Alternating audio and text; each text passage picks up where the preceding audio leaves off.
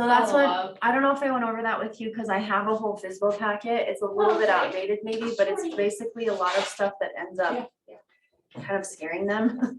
But it's like, do you have all of these disclosures? Do you have all of this? Do you have all of that? And then, you ask them questions like, yeah, because you go and what you do is you leave your car running, you run up to the door, you knock. When they answer, you're like, hey, I just was in the neighborhood, I saw your house was for sale, I wanted to drop this off for you, like, call me if you have any questions. 9 times out of 10, they will call you, and you don't even have to call them. But if they don't, call them 2 days later or the next day after they've had a chance to look over it and just say, hey, I stopped and dropped that packet off, want to know if you have any questions and just curious. And then. Are you scared yet? Yeah, are you scared? But yeah, like I did the cold call like once, like, cause when I first threw and like selected all the homes on Zillow, I called all of them and like, didn't really get anywhere, so. Yeah. Well, and get those, because what scripts have I given you? Did I give you FSBO scripts? I don't really have any scripts actually, so I don't think so. Look through these Okay. and just make sure you put them back, but I put them here so that everybody has, have you looked through these? No, I probably There's a should. lot. There's like 400, like probably even more. This one is lead generation. This one is working with sellers, so both of them are really good. But there's a whole table of contents, and then there's like 500 different ways to attempts to talk to a FSBO. So find them, and then whichever, what? Leave your lover. Okay, yeah. Like finishing your 500 ways to, so, and then you can just make copies of whatever you want. Okay, But great. I would definitely look at those. I have a question. So, on the schedule, we're scheduled for Tuesday as well, but, they said it was like 4 weeks, so I'm not sure if this is, I don't think. I was wondering, because our, like, Yeah, it's on the my calendar. people or whatever, they usually have their meetings on Tuesdays at like 9 or 10 or whatever, so I just wanted to make sure, because they were like, That's all I got. Yeah, today's the last day. oh, okay. Once we close. Well, we can show you how to spend your money. How about that? Yeah, How to spend our money. Yeah, because that's all you got left. or to Oh, not oh, spend oh. it, how to save for taxes, fun stuff. Right. House hack. Yeah. I was talking to my husband about that. Oh, I know, Yeah, I'm seriously. gonna jump on it, cause I just realized how way too big my house is for me, so. Well, which I'm just like, explained. man, I have so much stuff, like, do I really want to move every year? But at the same time, it's like, well, I mean, you have opportunity Oh, totally. to. Who Well, lives in I your was- house right now, though? You and your husband? So I you have was- bedrooms you could rent? That makes me Do you have a think that- basement? All of the people. Do you have a basement? Yeah.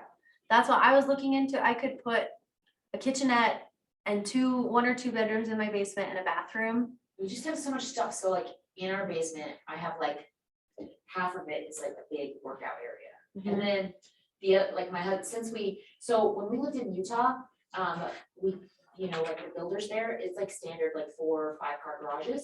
So we had the 5-car garage in Utah, and so we came here, Wow. they only had. For they all only those have a- kids they have up. Yeah. Okay, I Yeah, didn't yeah, say they that.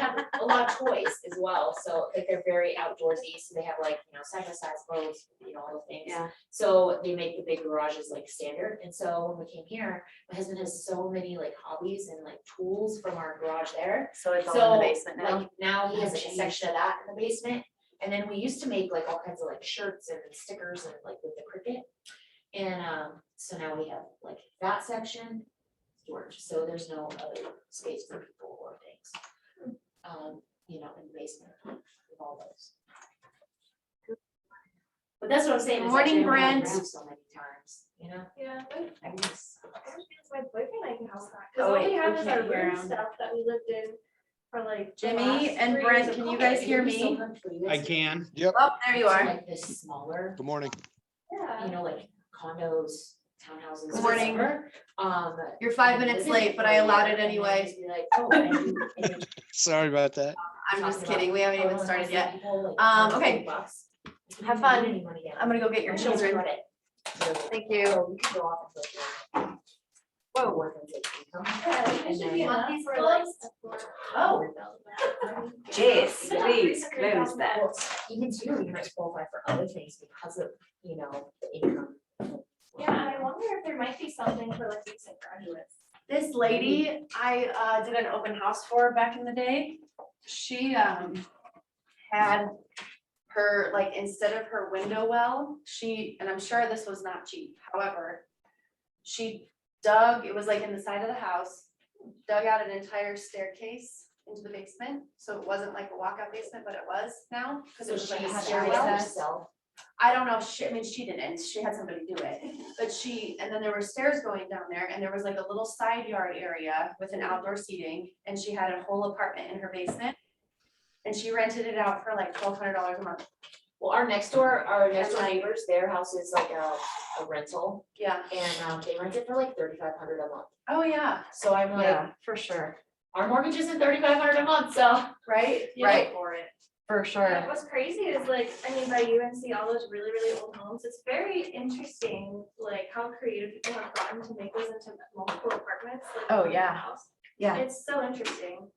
for sure. There was one person who actually like built like a brick building attached to attached to my neighbor's house, and it had like 7 more apartments. It was just very interesting.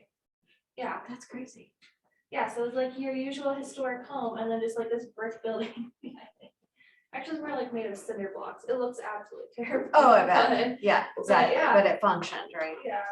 Oh my gosh. All right, so I'm gonna be like here and there and probably in y'all's book and, because there's no video.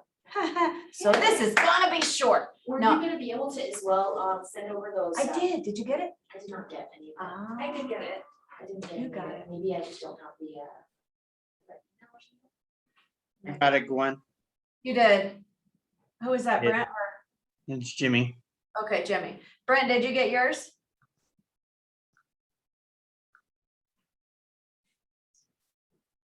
Did you get it? You're talking about the spreadsheet, right? Yes. Okay, here, let me just forward to you right now. What's your email? You can send it to jaime.smith@kw.com.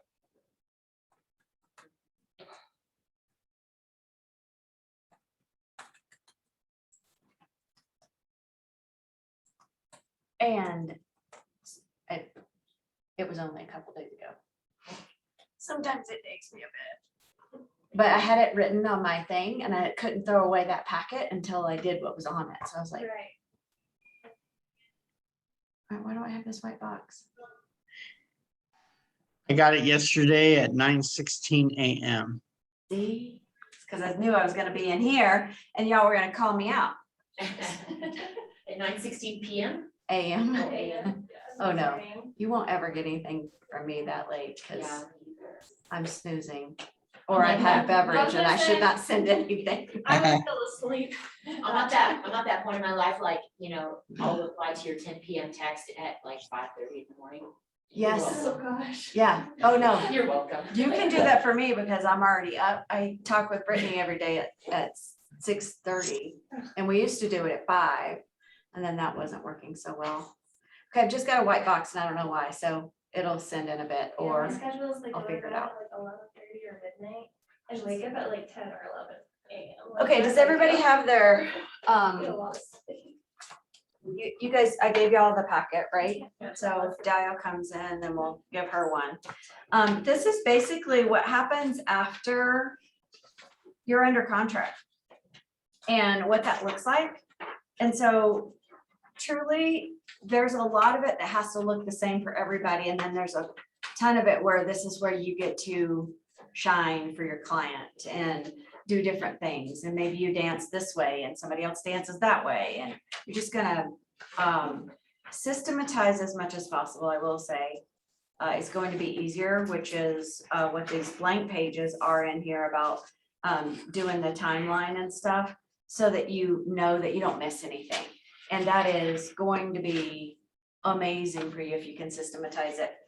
So let me see if I can, this is just gonna be a page down thing.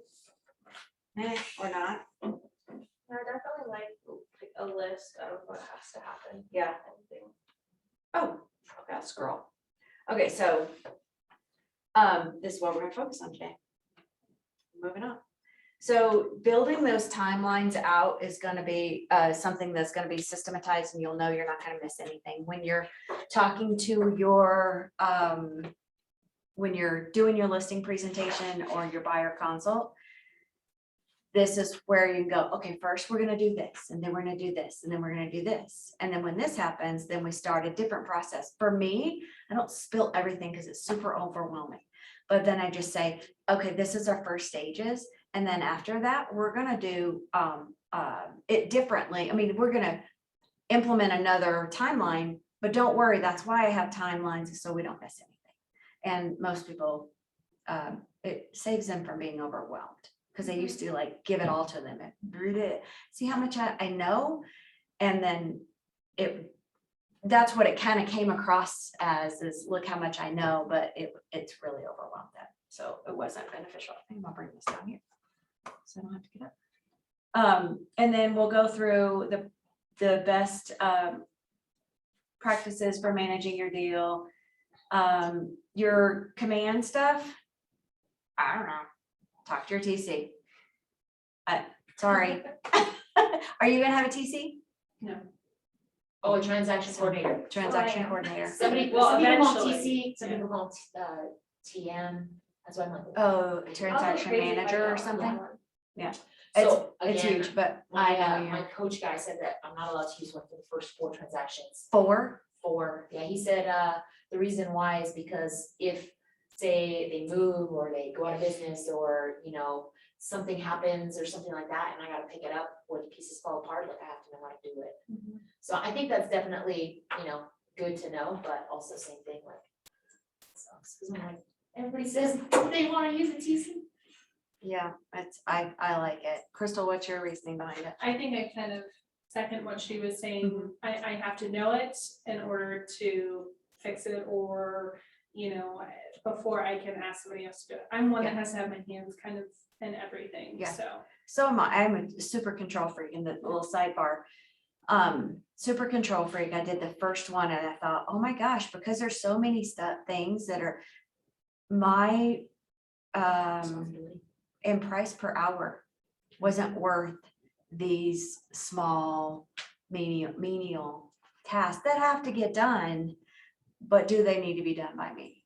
So I will say, then get with somebody who's doing it themselves, or a TC, maybe even in the office, and say, you'll probably need to pay them. Say, I want to know your system. Show me your email that you send out for this. Show me when you send out this. Show me when you send out that. Because it's going to benefit you so that you're not running in a circle. Because otherwise you're going to get a deal and then you're going to be looking for a deal. You're going to get a deal and be looking for a deal, because there's so much in between. You don't have time to be lead genning because you're sending out one more email or checking on the resolution, or, you know what I'm saying? So until you go through those, you know, you may see this, don't be alarmed. Could be why, because there's so much in that other, because you really need to be like, boom, we're under contract. You got this, the menial stuff. I'm still doing all the conversating with my client, not my transaction coordinator. They're not talking to my clients at all. It's really rare. She'll ask me, when do you want this scheduled? I'll look at my schedule and go, yeah, I can do it here. Great. Then she sends it to the client and says, hey, how does 10 o'clock on blah, blah, blah, which is exactly what I said, but she makes it look like they have a choice. Right. And then she sends out here's who I am. Mhm. And she sends it out to the other agent and all that. It's one of the things that I put on in my love letter from myself to the other side, saying, this is who I am and this is why this is going to be a smooth transaction. I'm not doing this. I'm a professional realtor. I hired somebody on my team. So I put that in there. Mhm. So I don't know. And it comes out of each deal. So you're not paying for her. She might write, or she might present or do a lot of things for offers that fall through, and you're not paying her for those. So, you know, I think that they're invaluable, but I totally get I did one. Yeah. I was 'cause like, he's I need to do it one time. And it was like, oh my God. I was think like, eventually it's just getting to know it first. yeah, no, I get it. Especially like, I you know, totally what do. if something happens and then you're like, well, how do I get paid? You know? And then you gotta Yeah. like figure that out. Well, that's, yeah, I get it. Yeah, I'm so OCD, I know, like, it would just drive me absolutely crazy, so I'm like, Yeah, no, I couldn't do it. I just couldn't. Okay, so then, we're gonna recap how to create your success list, what you should be doing and what you should be doing each day. So, buyer timeline. So when you're looking at when you're doing your buyer consultation, this is where I'm saying this is a great timeline to present to a buyer. And much more than this, it's a lot. It's a lot to go through each little detail. First, we're gonna do this, then we're gonna do this, we're gonna ask for this, and then it's a lot. So working with just your basics, because these are your big places that things can fall out of contract too. So we're gonna get under contract, we're gonna look at a few homes, and we're gonna get under contract. And then how far you want to take that with them is up to you. If you want to set some realistic expectations on how long what that looks like in this market right now, as well. 'Cause Have that you would be seen- sad. Have you seen that shift a little bit on the buy side? I don't know if you've taken like clients out and stuff like that, just because I've seen stuff like on the MLS that is just sitting since the beginning of July. So I don't know if maybe it's just priced wrong or like Yes. same thing, you see just prices going down. Like they've like Yeah. already adjusted the prices a few times. Right. So I like the adage that you can't underprice a house. Now, if a house I thought in the neighborhood, if I comp out a property and looks like most everybody else is gonna go under contract around 400, and I think that's where it's gonna go, I'm not gonna price the house at 300. That's gonna be ridiculous.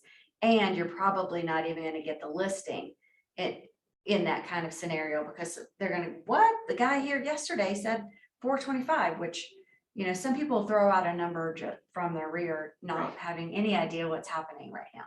So just to win the listing, and then they have a conversation about backing it up later, which I don't think is fair. I think that's a bait and switch. That's not how I roll. So, but I tell my sellers, we're gonna look at this right before we go on the MLS. We're gonna look at what the pricing is, but I think that we are probably going to end up in the low fours. Maybe you're saying in the upper fours. I think we're gonna end up at 480. So, but then if you're looking at the comps and you're thinking upper four, so upper four to me is 470 and up to 490. Then I might price just under that, maybe at that bridge, 450. And because you're gonna get a lot more people coming in the door, and if you get more people coming in the door, you've got more opportunity for somebody falling in love with it. And then offering, you need 2 offers, and then start playing them against each other. I love 3, because then you're doing the frog about it, and negotiating a higher offer with one of those. And then when you're done, you're done. When they've done capped out and then the value's not there, their funding's not there, whatever it is, boom, there's what the buyer is willing to pay. Because the buyer sets the price. They set the market. So we're just trying to put their house out there so that we get enough buyers coming in to look at it and then evaluate where they are comfortable in purchasing this house. I'm just So, saying, like, it's if the- it's setting expectation, do you change it up now just because there are more homes sitting, it's not as Well, competitive, so or you're this- still seeing that? or are you still I seeing do it's it this super way competitive? all the time.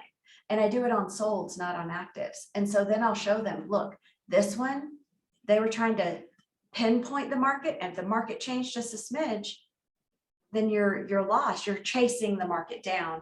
And when you start chasing the market down, you'll end up losing at least 10%.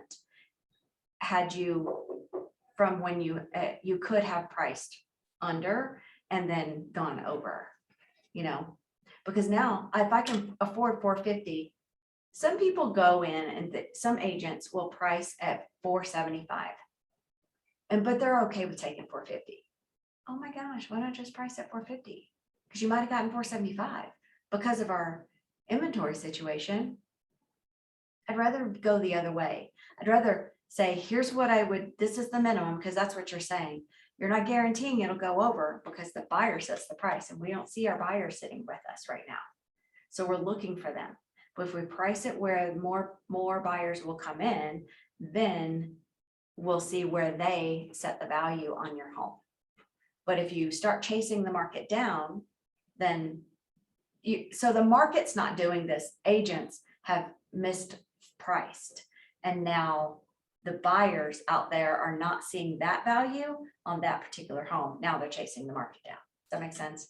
So they overpriced it to begin with after about 2 weeks.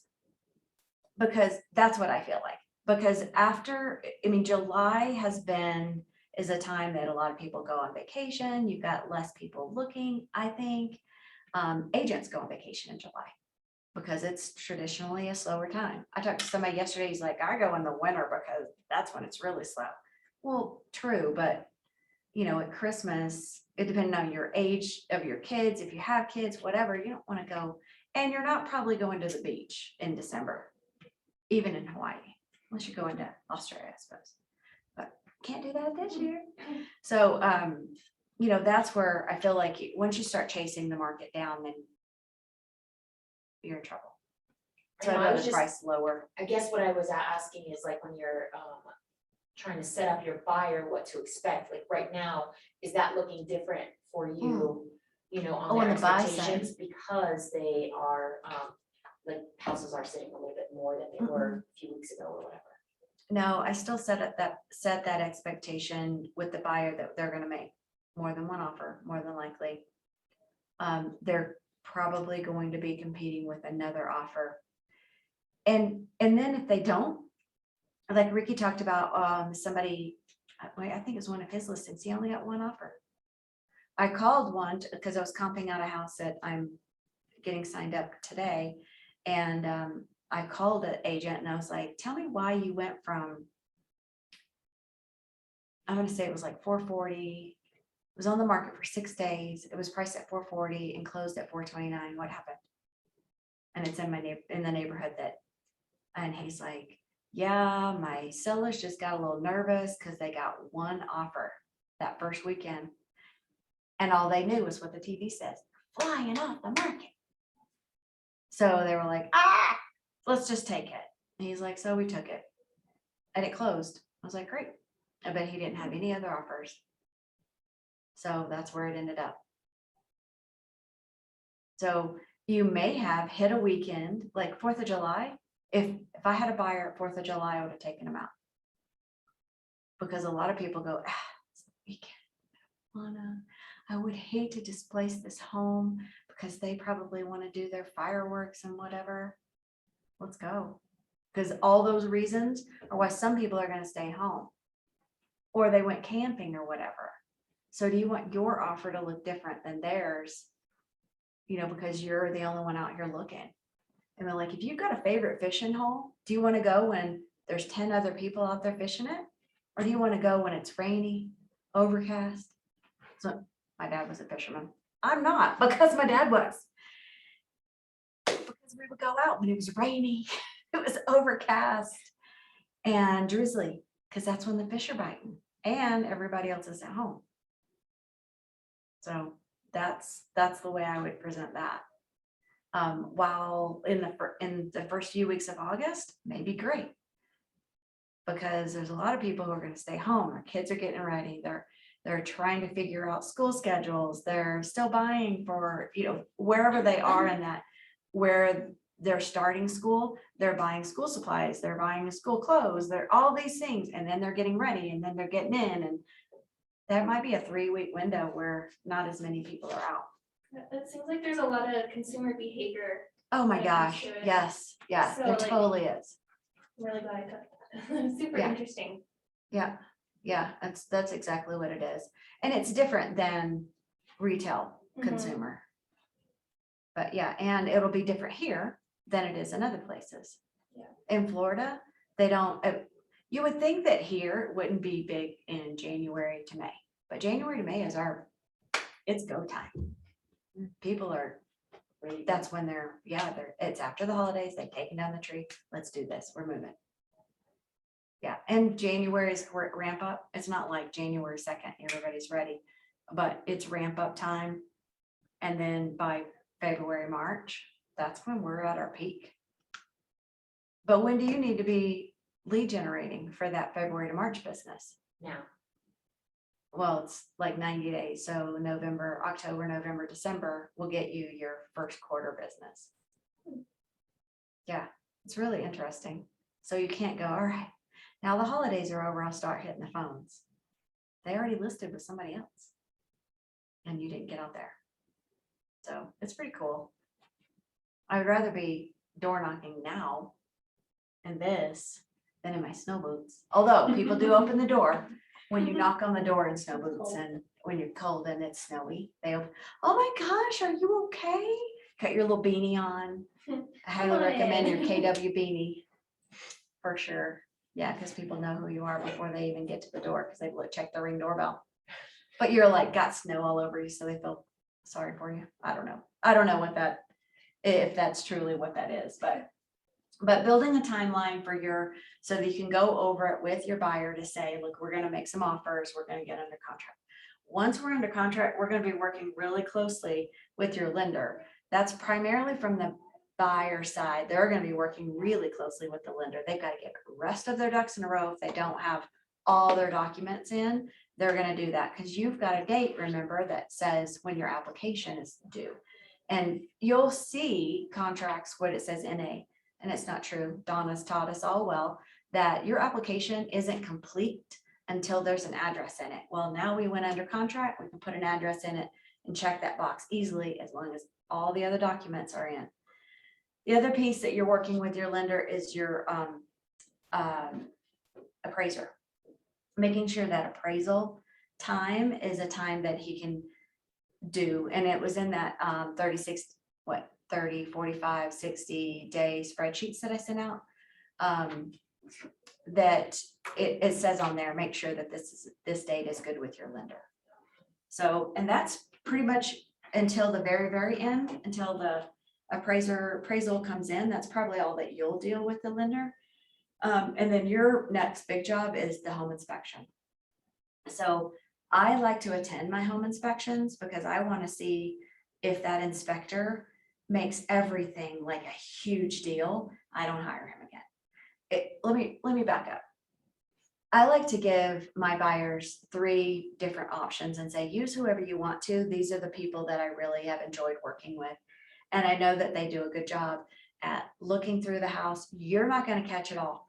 This is to catch the big stuff and hope that there's not little stuff lurking. And then they get to hire them. And then I do my best to go. But it is 3 to 4 hours, depending on the size of the property, and you're sitting there. So I ask the buyer then to go and come like at the last hour. So he can see the panel, here's the turnoff valves, here's all that kind of stuff. I'm asking my inspectors to go over that kind of stuff with them, as well as what he found in his findings. So they really don't need to be there all that time. They often like to be there. I just take a computer, earbuds, and do my work and let them walk around. Try not to have kids there. You know, we've got ladders up and we've got people on the roof. And if you're trying to wrangle kids, it's just not the right time or place to have the kids there. do you take any like snacks or anything for your clients if they want to stay? Or if they're like, no, we'll be there like at whatever time? No? You could. I've done that when we were going around with an out of town buyer. I took a bunch of snacks and put them all in the back, and they were they were healthy, unhealthy, everything kind of snacks, but they were out from out of town, and I did that. But typically they don't even ride in your car. So I don't. I mean, I figure that they probably thought of that. And I say all that to say that I have 3 kids. I probably have some snacks in my car. So they may not be what they're looking for, but you know, are they gluten-free? Are they nut-free? Are they whatever? So I just have it. But that is a good, nice touch though. It's not that you can't. Does that make sense? You mentioned car, I'm just curious, do you ever have like clients ride in your car with you? Cause I know like Ricky was saying like never. I've had it twice ever. Twice, okay. Mhm. And they were both out of town people. One of them came and they were like, we're not gonna have a car. And their aunt was, they were staying up in Morrison. The aunt brought them down to the first house. And then we looked at the first house and then they got in my car and then we drove around all day. So you're having lunch with them, everything. So I'm an introvert. This doesn't look like I'm an introvert, but I'm an outgoing introvert. So that means that when I go home, I'm like, please don't talk to me. My kids are, "Oh, please don't touch me." And it's just like, I need some space to go. Where a true extrovert's like, this was amazing. And then they get more jazzed.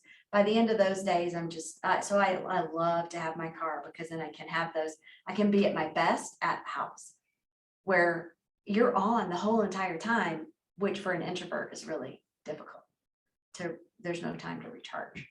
But yeah, it's really rare. And if they want to, I'm ready because I keep my car relatively clean, but I picked up, the last one was a Castle Pines.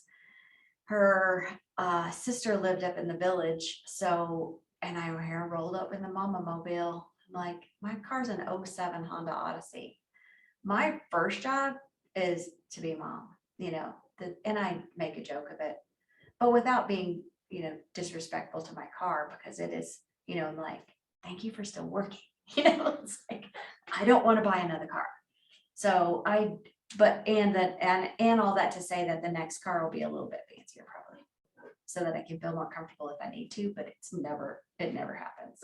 But I know plenty of people who are like, oh crap, I gotta put somebody in my car because their desk is right here in this.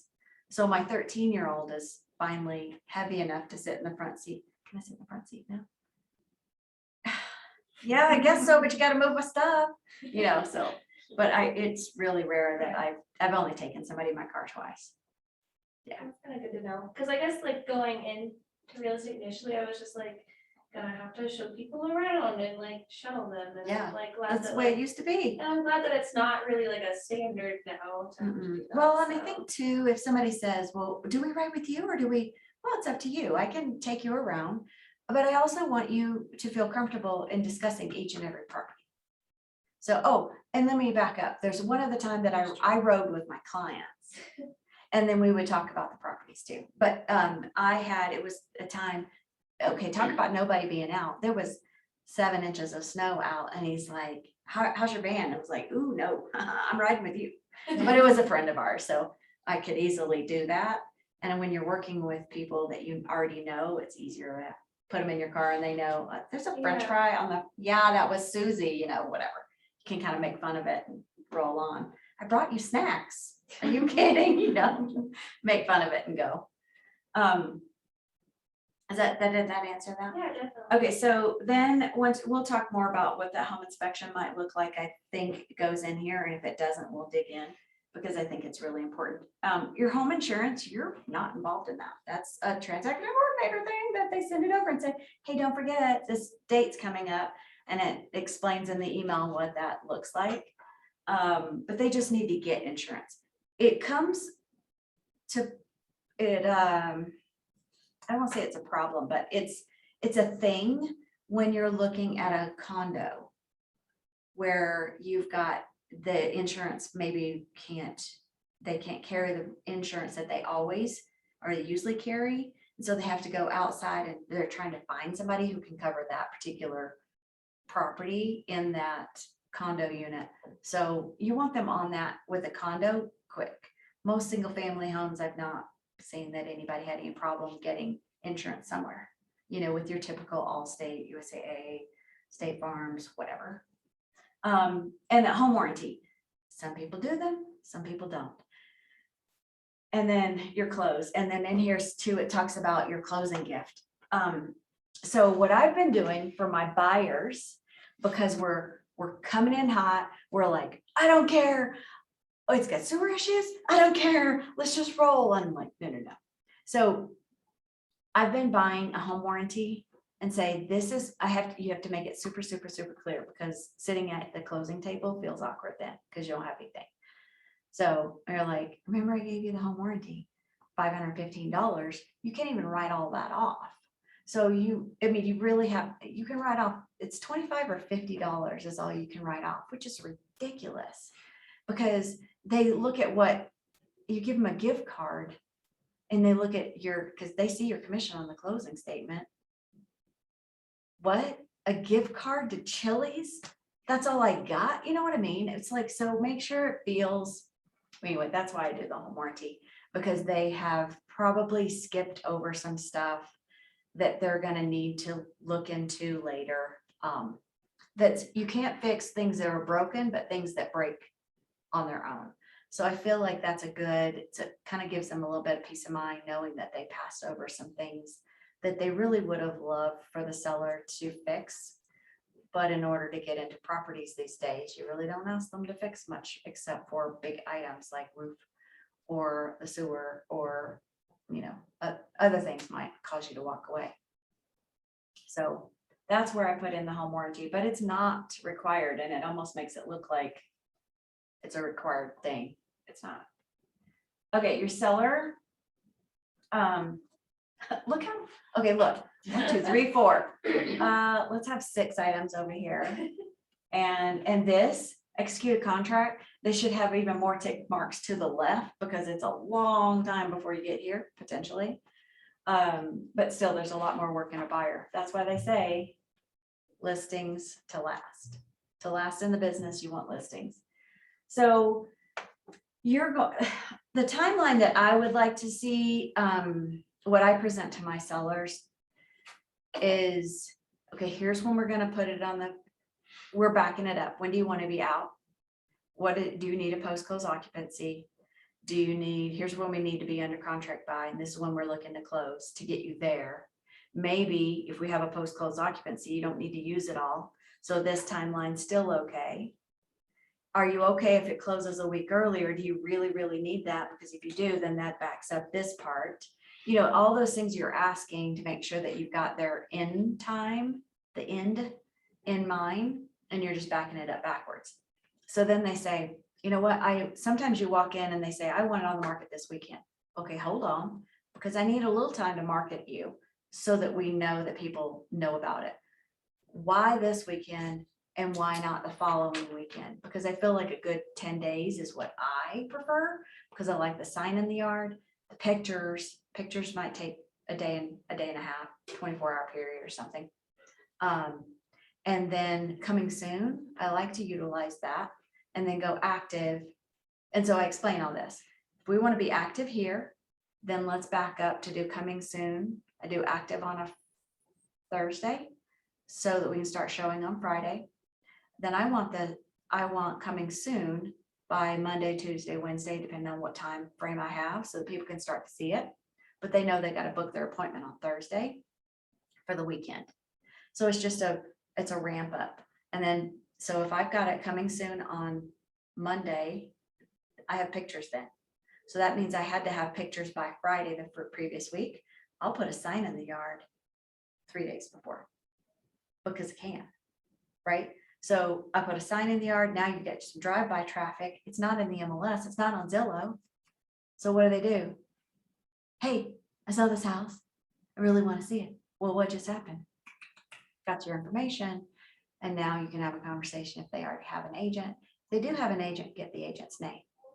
Find out for sure if that's what they're looking for. Because you can tell the agent more than you can tell that guy because it's not actually on the market yet. All that, before you talk to an agent about that house, you better have your signed listing agreement. Don't learn that lesson that way. Because they could call, they're not going to call them. They're like, oh my gosh, when does blah, blah, blah. And you inadvertently say, I'm getting paperwork signed today. An unethical realtor could run down there and get the deal from you. So you want to make sure before you start spreading the word, make sure it's yours. Okay, make sure you're going to get paid. And I don't say that because this is just a thing I have. Like, I'm so scared somebody's going to snake a deal from me. Hi. So that's how I like to do it. I like to have the sign in the yard, then do photos coming soon, and then active, and then showings, and hopefully you don't have to go through 2 weekends. You might, buyers. Did you open houses on yours now? I haven't since, I did an open house March 2020. It was the last one I've done. And it was the weekend before, Lockdown. before we shut down. And I had a contract on Monday. So, and I was like, oh, thank God. And they were moving out of town. And she said so many times, I still, message her and stuff and Facebook her. Oh my gosh, I just keep thinking about the timing of everything. And I'm like, oh yeah. Oh yeah, it was big, big. I mean, because 1 week would have changed everything. I mean, we saw so many people just like pulling off the market because they didn't know at that time, we didn't even know what this was. Are we all gonna die? Is 80% of the population gonna be dead? Do I need to sell? Do I need to put myself through the stress? You know what I mean? We had no idea. So that was, it was good. So then you've got your timeline, hopefully is gonna produce you an offer that you're gonna be willing to accept. Now, at your inspection time, your sellers need to be clear that they're not to be there. So most of the time, the sellers that I've had going, wait, what? I mean, they know they're not gonna be there because they've done their own inspection. But at the same time, are you gonna be there? No, you're not either. Look at all this time that you freed up. Remember that other guy? They're in there, making sure that nobody's walking out with the TV. Because your inspector isn't licensed, so he's not, I make sure I mark on my listing contract that it's only licensed agents and licensed appraisals that are coming in without somebody else licensed who's accompanying them. I don't want to go to the appraisal, although I do, but not in the same way that I'm not staying. So I'm protecting somebody else's insurance is covering that listing. Does that make sense? Crystal's like, I don't know if it does or not. No, So for your inspection, you don't have to be there, but the other agent, you make sure that they are aware that you want them there. That's what you're listing, if that's what you've agreed to with your seller, that you're asking that other agent to be there.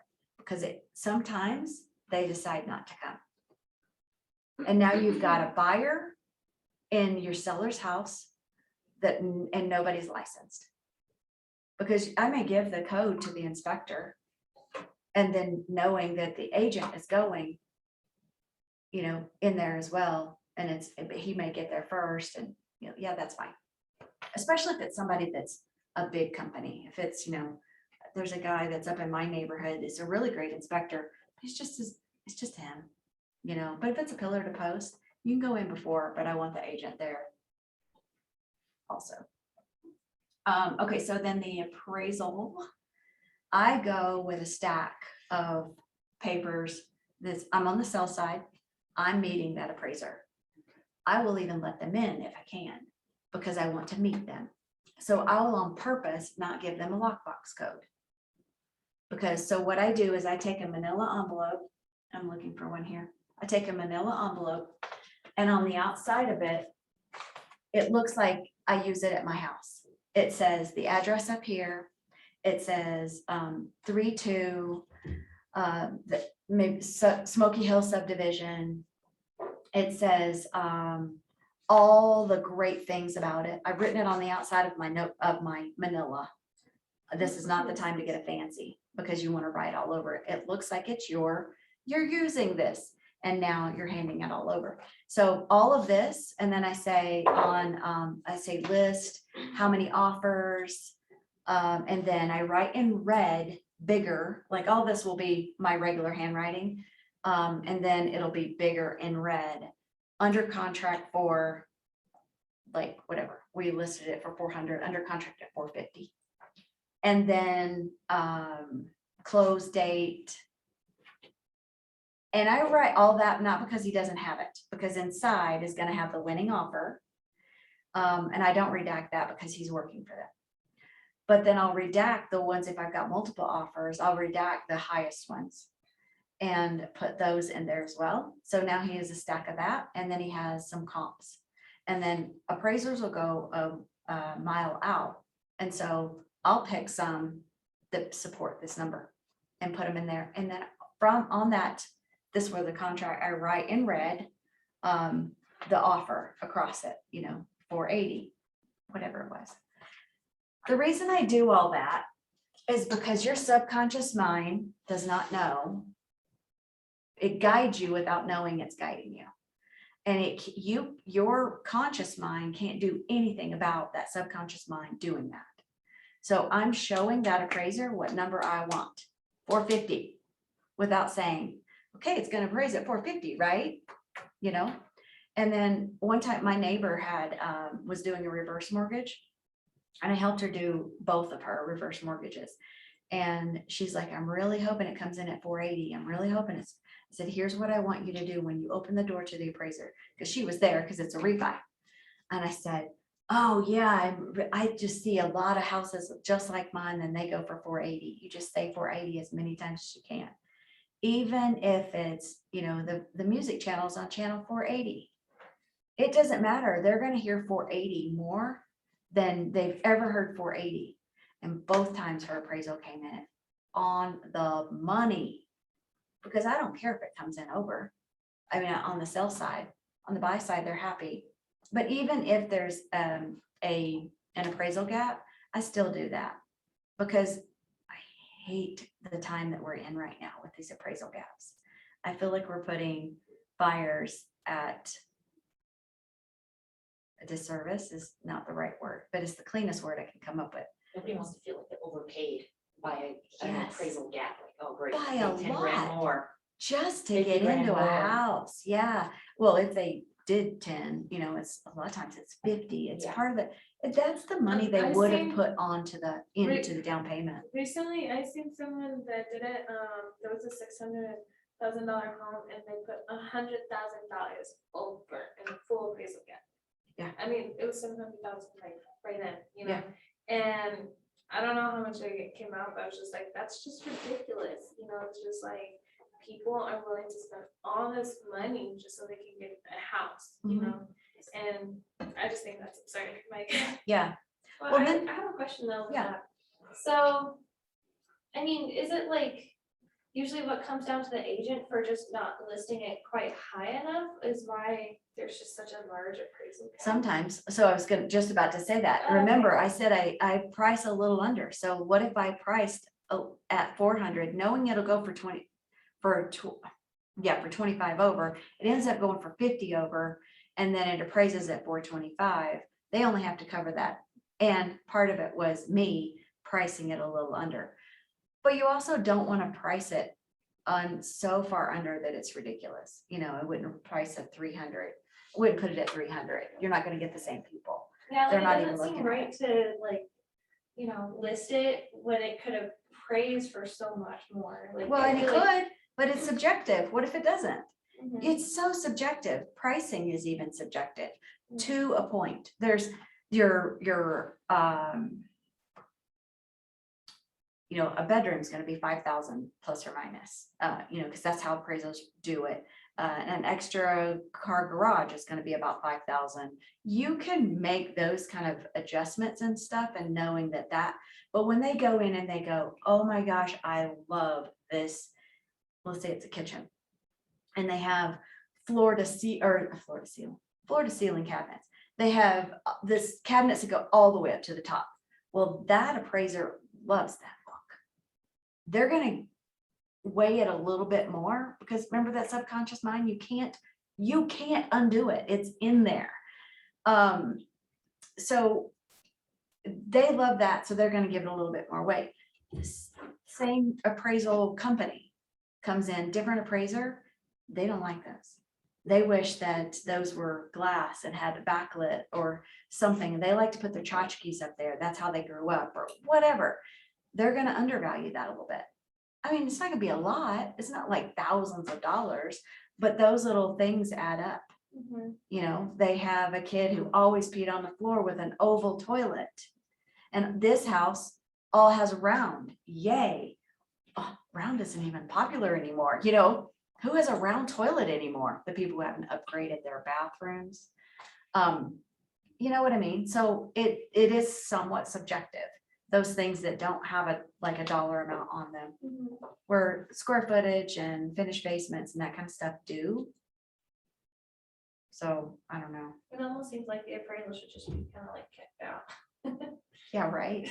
But then everybody would be over.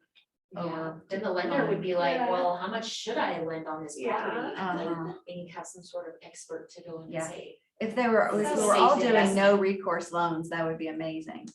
But then that would be an S show too. Mhm. It So totally would be. interesting. Yeah, and I don't know, I mean, like, Angela Thompson, who was productivity coach, is the one who taught me about oh, no, I take that back. It was actually my first broker, taught me about that. And then Angela was like, yes, that makes so much sense, because we just know that mindset piece of it. Brittany and I have talked about it too, and it's just, does Ricky do that? No. Ricky goes out and gets all the comps and gets the contract, does all that stuff except for writing all that crap on the outside. He still gives a packet, so does Ryan, most everybody does the packet. I just write all this subliminal stuff on the outside of it, I'm talking to the subconscious mind when I write all that stuff on the outside. And how I write it, what color I write it in, how many offers, I'm letting them know this is all pertinent information I would have put in an email, but it's so much more powerful when you can make it big and it's in handwriting and you hand it to them. And so if I don't, one time I had 40 offers on a house in Aurora, and it was in December, it's December of 2020. And I met the appraiser out there and, well, he was on his way. And then I called him because I'm like, because your sellers aren't here for the appraisal either. So there's 2 times that they gotta be out there, 3 times. All the showings, however many that is, and then the inspection and the appraisal. And so I called him and said, give me an ETA. And he's like, oh, I'm still 45 minutes out. I'm like, okay, I'm gonna put it on the bench right here. I just want to be helpful because a lot of old crusties, they just, especially if you look younger, don't like it. Who are you to be telling me how to appraise this house? No. I know you've got all this information too. I just wanted to be helpful. So this is what I've compiled. And I've also, because we got multiple offers, I put some of those in there. Oh my gosh, that's so great.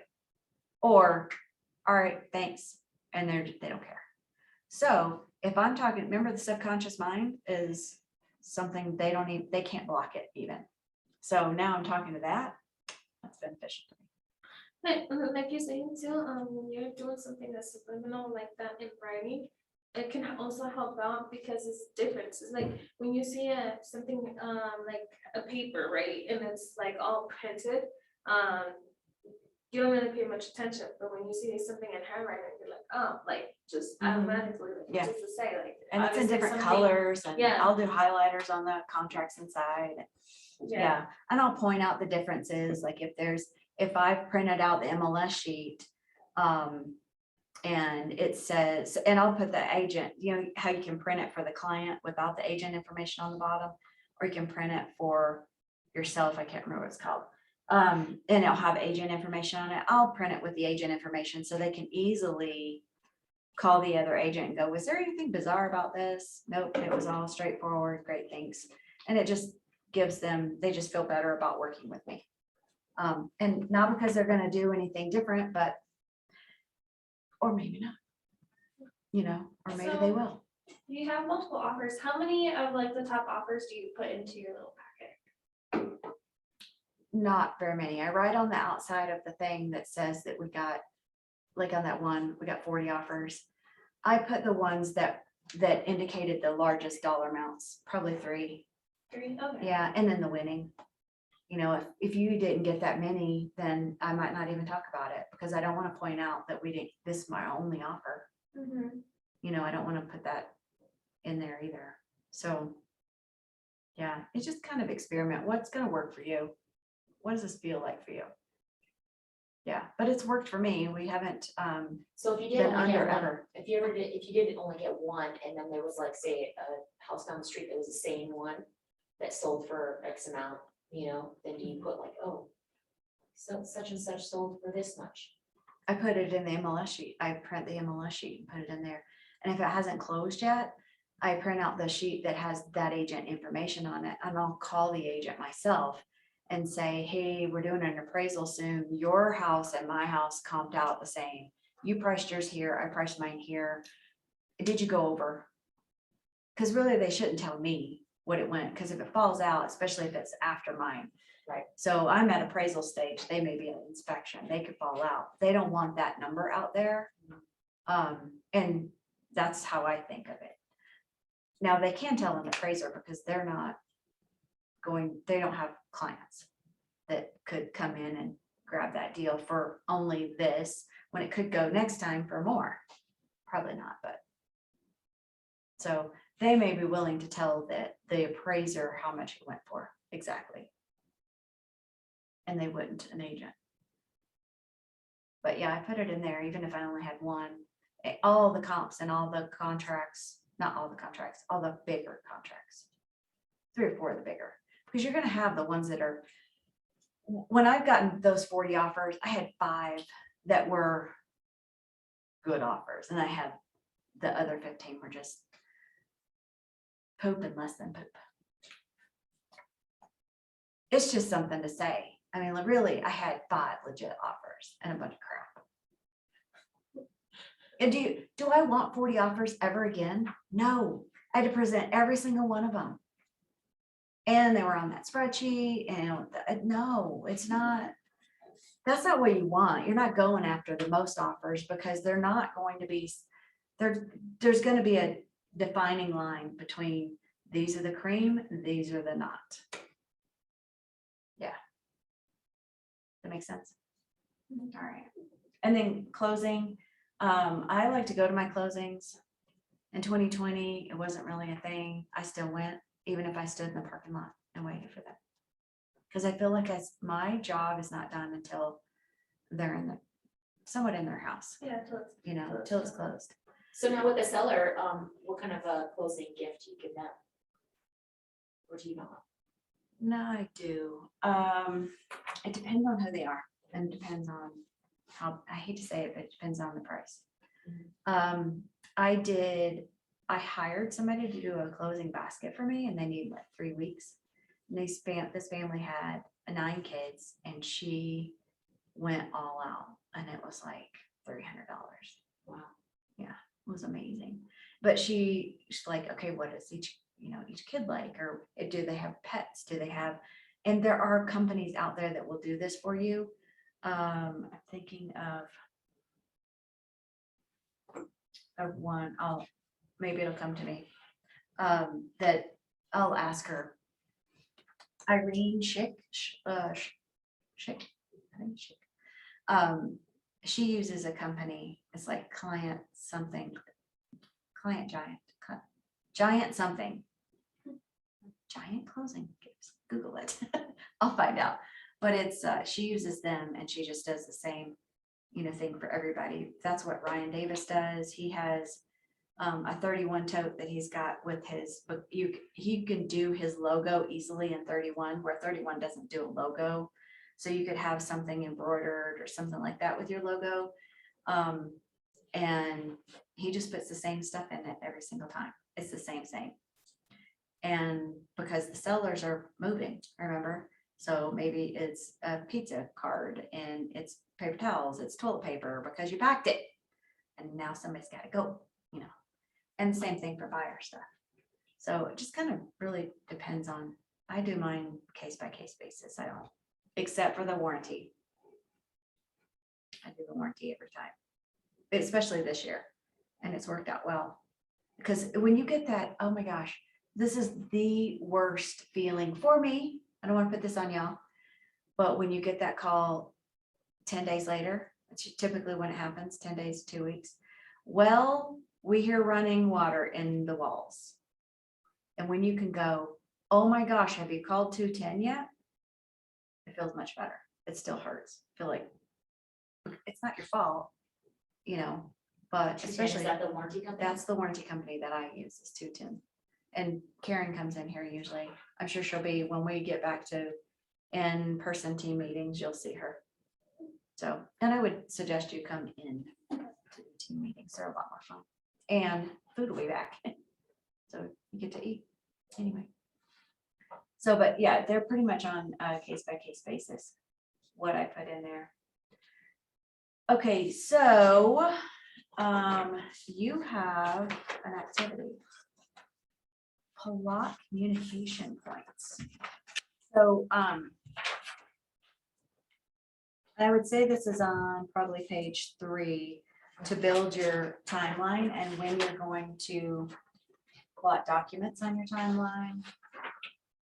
Yep, so that's really what that is all about, is on page 3 and 4, building out your timeline. So I'm gonna let y'all do that unless you wanna, I mean, like, not right now, unless you wanna do it right now. But it's 10. Does anybody need a potty break? Potty, moving on. Okay. Is that okay with y'all, Yeah, boys? and are We there have no like boys in timelines here now. available online that are like all nice and pretty that we can, keep reference and maybe even hand out? Yeah, more or less, because you're gonna tweak your timeline. Right. And then your buyer timeline is really in the contract, because you're putting it in the contract, what you're gonna do, when you're gonna do it. And then personal preference to when you want to get your pictures done and when you want to get, you have to, so if you think about, all right, I got to go active on the MLS. Well, your buyer, which one we're gonna do, buyer? Let's do seller first. So your seller, you've got your pictures, you've got all the things that have to happen before you can go on the market, right? We think about those. Well, for me, I'll start doing the MLS input first, which is unnerving, by the way. It's still unnerving to me. So when it's like, oh my God, I'm about to hit go. And if it's wrong, then this is the price I gotta pay the other agent or whatever. Have somebody look at it. You know, you've got your guy down, you're in the Castle Pines office, right? You got him, they'll look over it for you, but you don't get to do I learned this the hard way.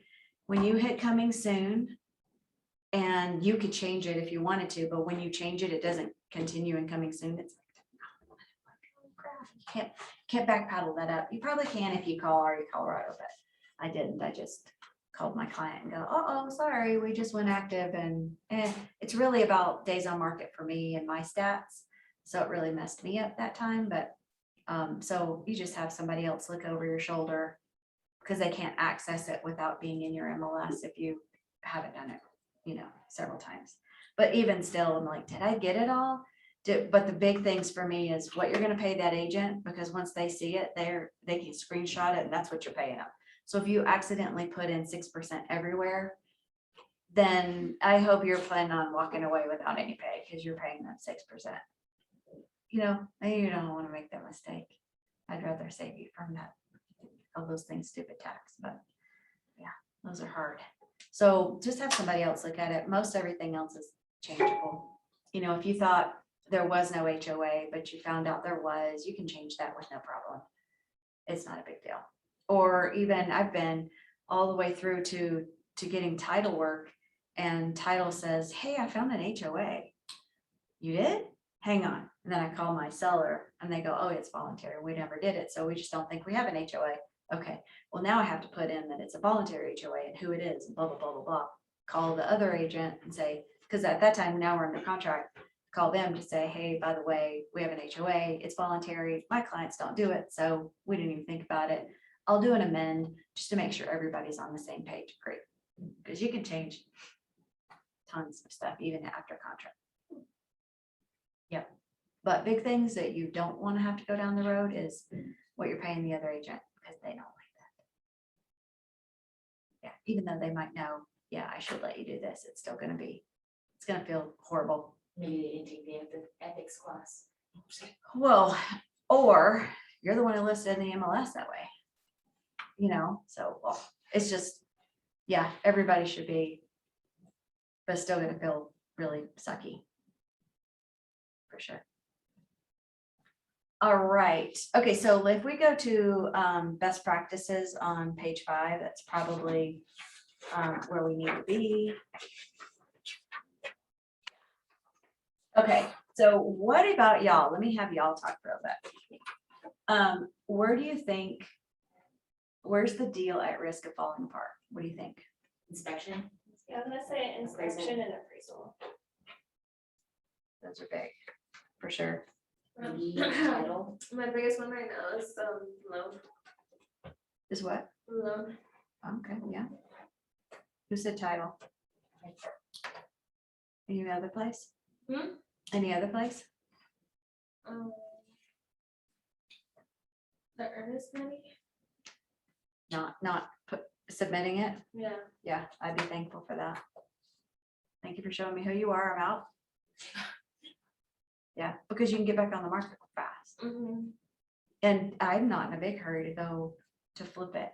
No, I know but how many it's like people are the sooner calling you me. do it, the better, but it's just like, sometimes there's other things that's going on, there's different scenarios. And if it doesn't go through, it just falls apart. I would say even like, say if a family crisis happens suddenly or someone Mhm. gets in an accident. Yeah. So like just unplanned tragic incidents maybe. Yeah. Yeah, Yeah. And are those covered? or for instance, COVID, and then they lose their job. COVID? Yeah, which would then, Tragic. what would that be under? Where are you gonna get your client out? If you're on the buy side, where are you gonna get your client out if it's COVID? And they lost their job? Loan objection. Mhm. And you can do that anytime. Please don't wait till the end. If they lost their job and they're not gonna be able to pull it together, you gotta remember, you're gonna be on the listing side one day and somebody's gonna do it to you. So karma is your friend. We wanna keep her friendly. Yep. We don't wanna make karma a Karen. Cause she'll come after you. Fair. Yeah. Okay. Karen karma. Yeah, that's bad news. So, yeah, those are all really, it can fall apart anywhere you've got a date. But those are the major places that you have dates, right? In the loan, in the title, survey, which is title, appraisal, your inspection, and earnest money. Those are all places that you have dates.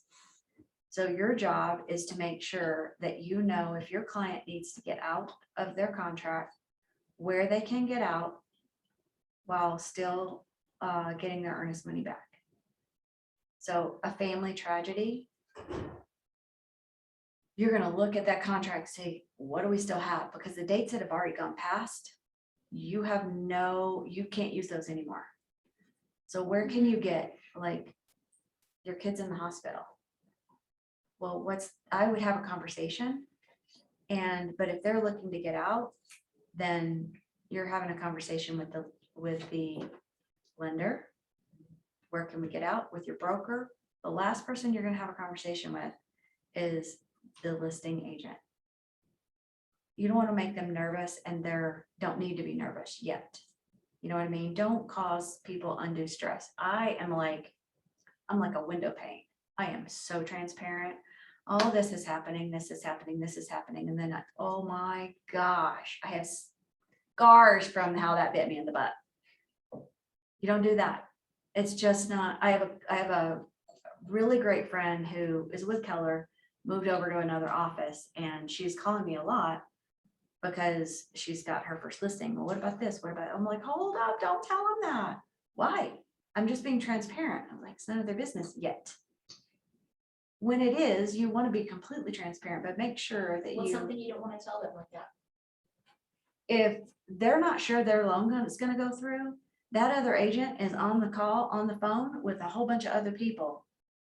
And every time they call somebody else, it further solidifies their uncertainty with the current buyer. Now this buyer everything's fine, everything's fixed. And now they need something. Remember, this agent's now very uncertain. They're not sure they're gonna do that.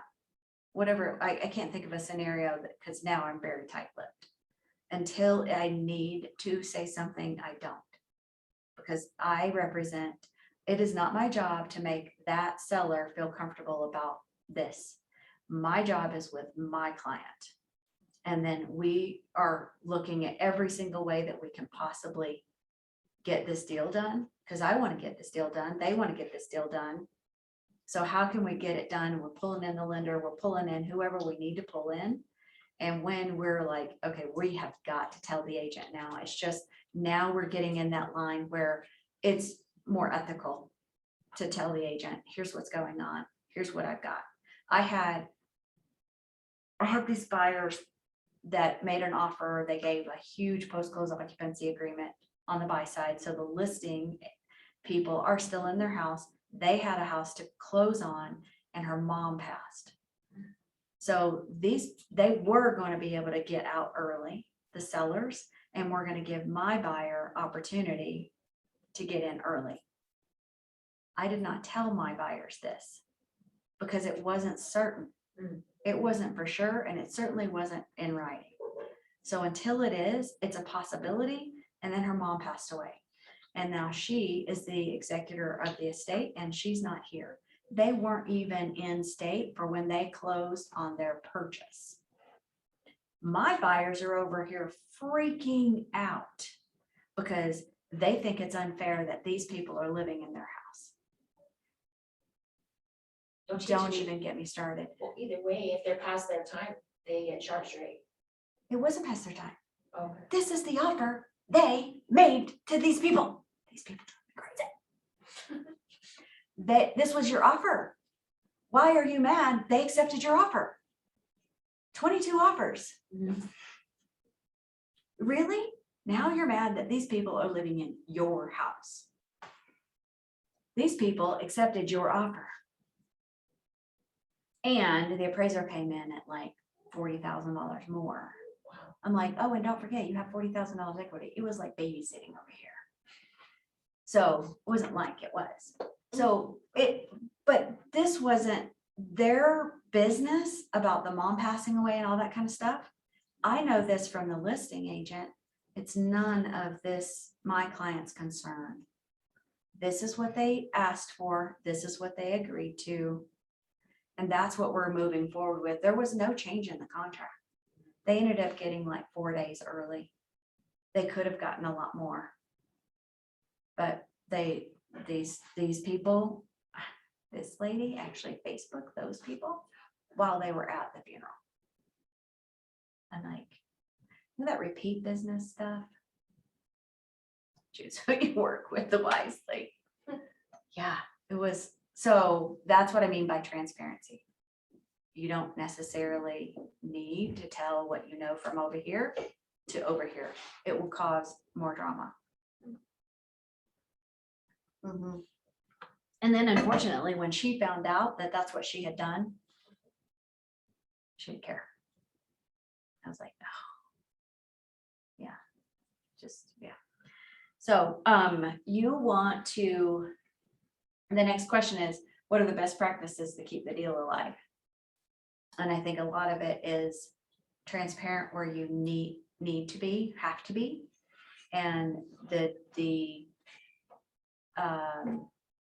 ability to wage where you should be and where you should not be and can't be. So you've got can't be, should be, could be, have to be transparent and knowing the difference. So you don't want to make somebody nervous when they don't need to be nervous. Inspection, what would you say was the best, what are best practices around keeping inspection part alive? Earnest money, I would say if your client isn't delivering earnest money, you're having a hard conversation with them because now, depending on what you've done to get there, you're having that hard conversation. Are you serious with this or not? Do you have a problem getting there? Did your car break down? This is important. You no longer have a contract if your earnest money doesn't get in. There is no the next day. We need to do an amend and extend if you had to be out of town. Wire it, whatever it is. Where is your money? It's a hard conversation. Oh, I got it from my 401k and it's coming. They told me it was going to be here today. Is it? I don't know. It's not here yet. Then we need to do an amend or your deal is dead.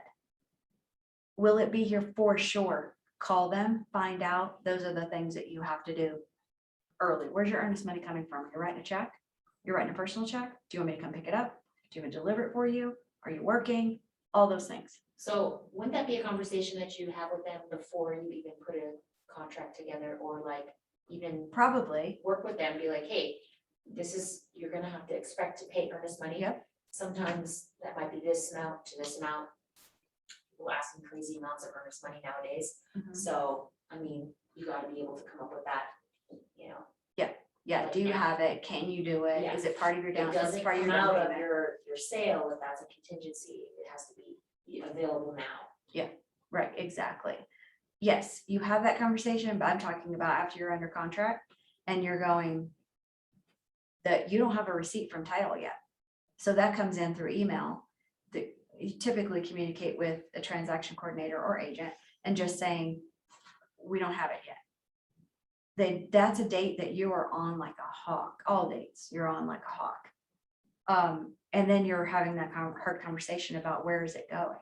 Because they're so, if they've made many offers, that now they think, okay, now what's next? Well, what's next is your earnest money. What are you doing? We had a conversation a day ago. What are you doing? This is important. Oh, I thought I had like, yeah, you will, it's like they're toddlers. You have a conversation over and over and over and over about the same things.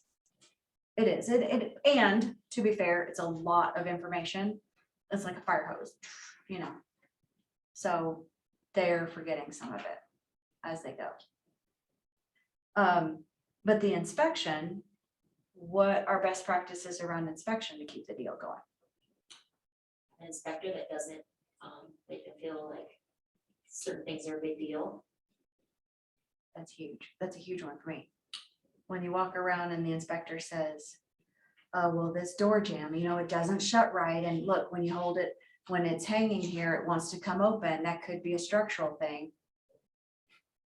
Note to self, never hiring you again. You're not a structural engineer.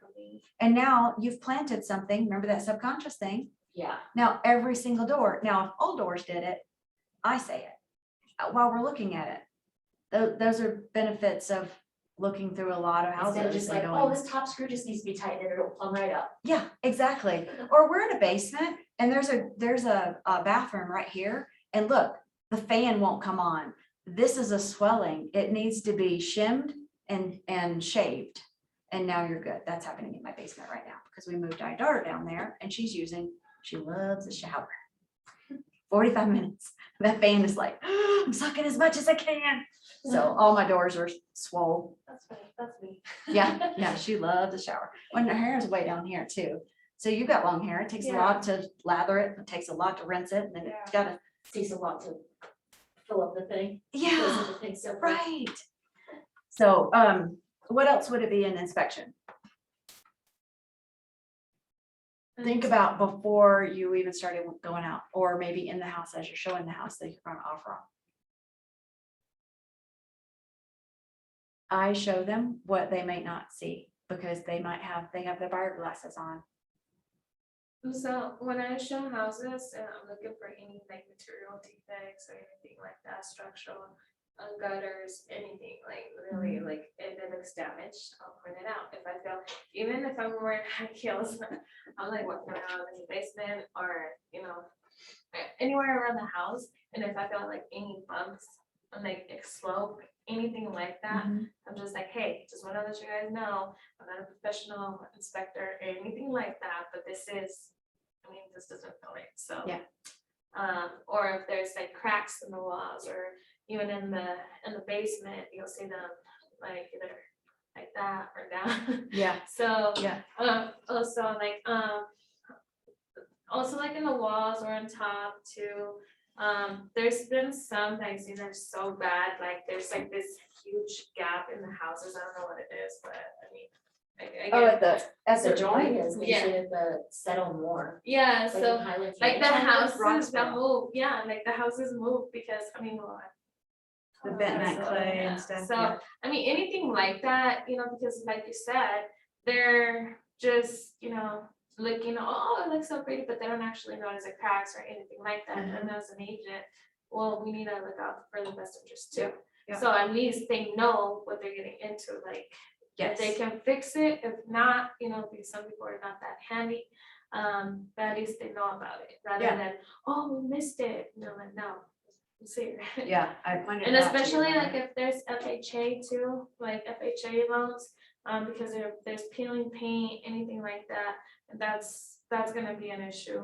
Yep. During appraisal, so if the seller's not willing to fix it, then we go again back to the same thing. And they shouldn't have marked FHA if they weren't willing to Yeah. fix it. Yeah. So I would have, backing that up, if for FHA, if there's peeling paint, I've got the house in Aurora that's coming on. And the exterior is peeling and it's got some of that, like metal flashing. So there's siding down, metal flashing and then brick on the bottom. And all that's peeling because you can't, why do they paint the metal flashing? It's like painting gutters. It comes off, just get the plastic ones that match. But so if you're walking through that and you see all that, then I'm calling the listing agent and going, you marked FHA, I'm assuming then that you want to paint the outside? What? No. Okay, well, my people are FHA. You just wasted my time. You better be fixing this in the MLS then. Because now we're out, because we can't buy it, because they're not gonna fix anything and FHA is gonna require it. And I'm not putting that on my buyer. And we're going down to the next house. I think that that's what you're marking. When you say you'll accept FHA, you're saying I'm willing to fix stuff for your FHA appraisal, not in the inspection, but for the FHA appraisal. So this house in Aurora that I'm gonna do, I'm not marking FHA and VA, which is sad because her dad was a veteran. It's sad to me, but they need all that they can get out of that house and not have to deal with painting or whatever FHA would require. Probably they'd want them to also paint the deck. But anyway, Yeah, I would You're not gonna even do it say- again? Yeah. yeah, exactly. I'm not doing that. You've heard that story. Yeah, I would even say like before even going under contract, like when showing a house to a Yes. client, just, pointing out all those little things. Yeah. That way, they don't even have to get to the point of inspection and being Yeah. like, oh, I don't Yep, want this anymore. Exactly. But you have to do it in a way that's not alarming. Like, I think Dahlia's saying, like, okay, there's like, if these were carpeted over these little outlets, you'd feel it. You'd be walking along, and be like, what is this? Okay, y'all feel this. And then they walk over it and go, probably it's an outlet that got covered, or in the basement, it's gonna be one of those sump pump holes that has the cover and it's kind of squish because they need access. And if it's in the middle of the room, you're gonna go, your access means from the corner and all this has to be not ripped, but pulled up to gain access.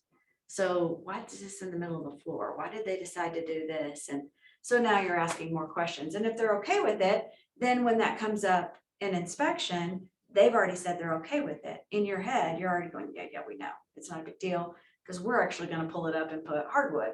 So that's gonna be a pillar maybe with access in it or something like that. The cracks are a big thing, the cracks in the floors, in the basement, unfinished basement. In a finished, you can't see it. So you have no idea what's happening there. But you can kind of get a feel. Inspections don't generally go over the structural stuff, except for a little cracking. It'll say if it's something that they think that you should get more information about. A roof, they do look up there, but just giving them. I tell my buyers what we're looking for in an inspection is major items. I'm looking specifically for sewer. That's why, yes, you're gonna get a sewer scope because you don't want a $15,000 fix. And that is not gonna be covered in the same way in your warranty. And I want you to have a good functional roof, something that's gonna be able to function for several years plus. And then otherwise, we're not looking for peeling paint. We know that somebody dinged this wall and can see this little hole right here. I've got several places. I have an angry teenager and we've got several, her wall is busted on both sides. And then where my door was locked and she kicked and missed the door and hit the side beside the door. I'm like, she's gonna be angry for a while, so we're not fixing it. Whatever. She's gonna be angry for a while. She's gonna be angry for a while, probably till 18. So there's no point in us fixing it. It's just whatever. You start living with it. But okay, that's already there. Yep.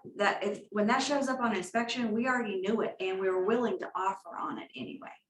So the other things that radon, are you gonna mitigate for radon? Or are you gonna test for radon? Are you okay with not testing for radon? Have that conversation before in case they don't mind not testing or they don't plan on testing. Or The whatever. weird thing about the radon is like, here they charge for the testing. Mhm. In, like, we came from Utah and like they did a radon test and the people left the flight. We're like, if you wanna get tested, free tests on us, So we're like, oh, great, free test. They're just like gonna say that every house needs it. Yeah. But, you know, they didn't, they said that ours didn't do it, so. we didn't Oh, do it, interesting. but- Yeah. Yeah, here, most people test.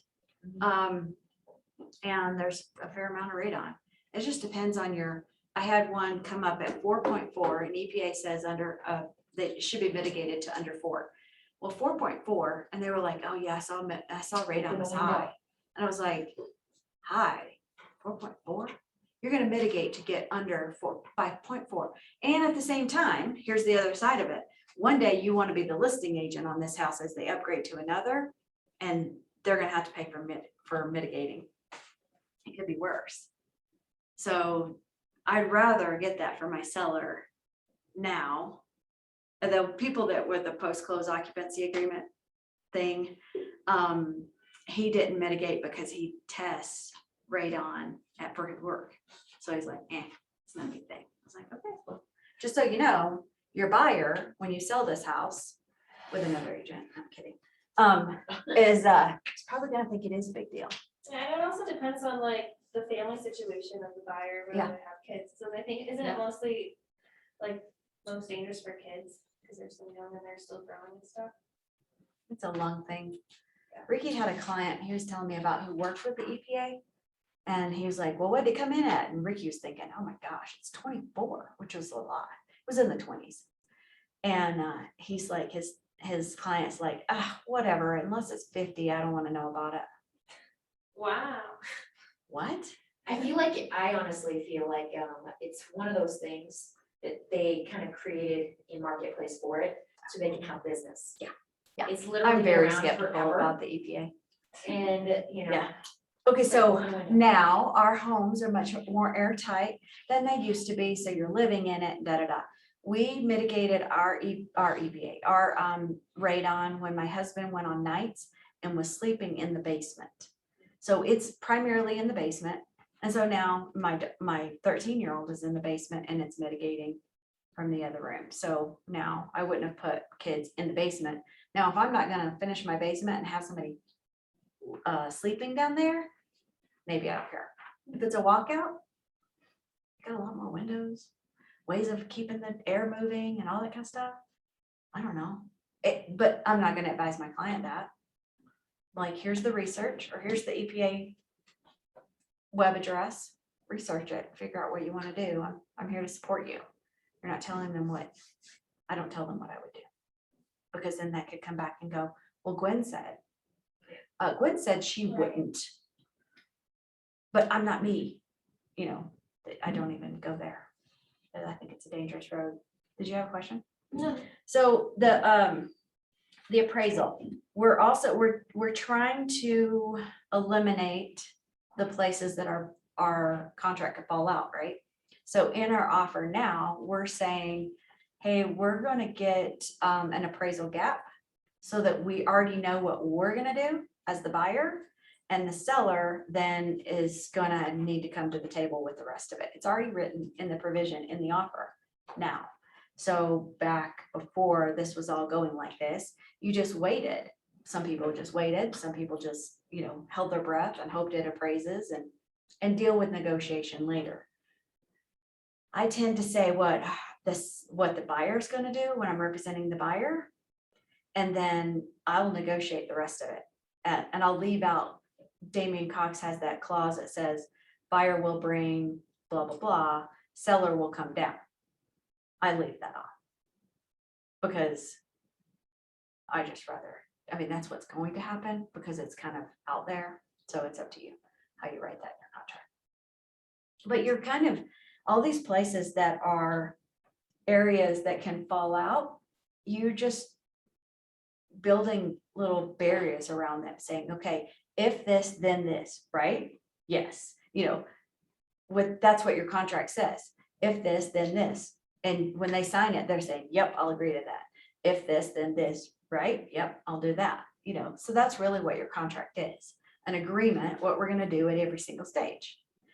It's the little wrenches that get thrown in there that make it kind of wonky and where it could still fall out, like title. Ricky had one that I think it's closing or it did close Monday, where they had a lien that showed up and they had refied since the lien. Well, the lien wasn't released. So really, the lien was in first position and the mortgage that had been done was in second position. That lien's getting paid, but it wasn't in the net sheet and it wasn't in the old stuff. So somebody's really looking at a title claim because they didn't clear the whole title before they did the mortgage. But we don't have time for that. So he said he was gonna ask what they did, but the lender said, all right, we're closing on Monday. It's like, I don't know how, I don't know what they did, but we're closing on Monday. He thinks what they did was because that lender was the same one who did the refi, they went back to that title company that did the refi.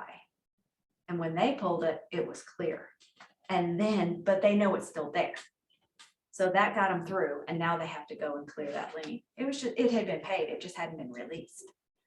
But it takes time. So what do you do in order to clear the title and then it taking time?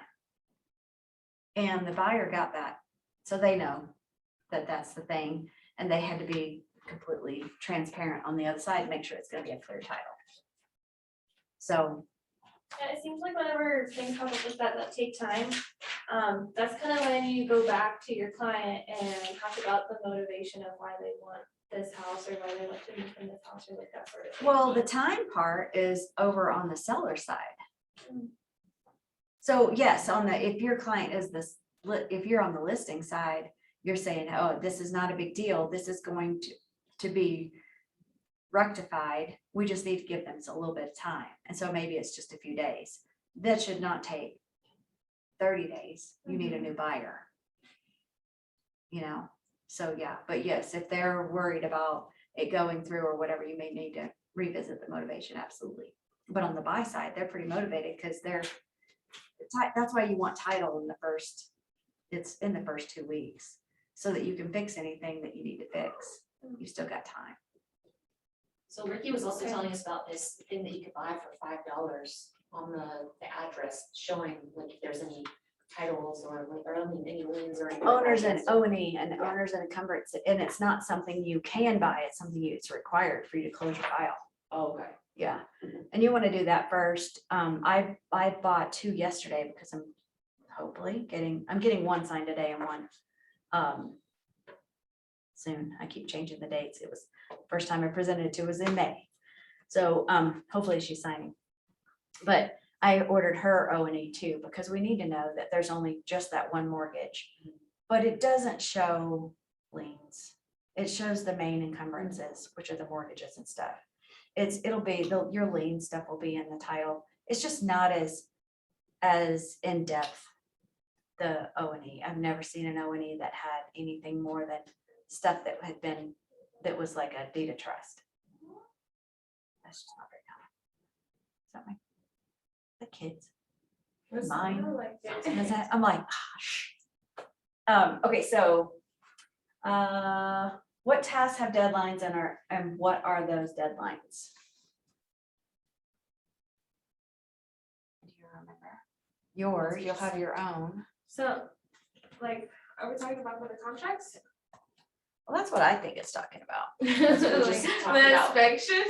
Well, yeah, but we're talking about Appraisal, all the of these one? areas, one? like yes and yes. The dates and deadlines. Yep, all those dates and deadlines, fire agency. Oh, no, I don't want that. I want-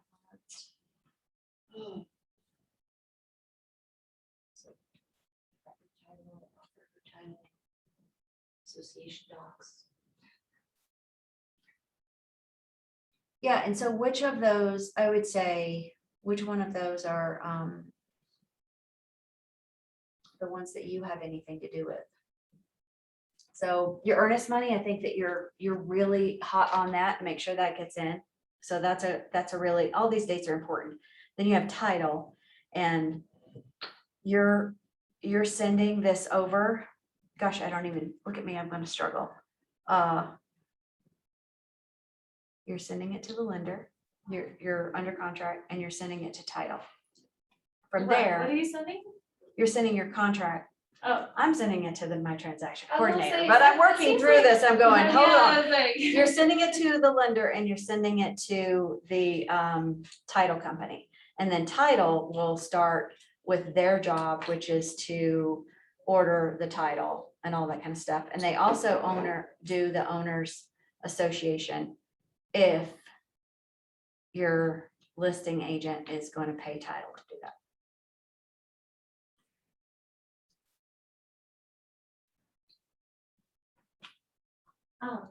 How long until you guys are done? Let's see, how many more pages do we have over here?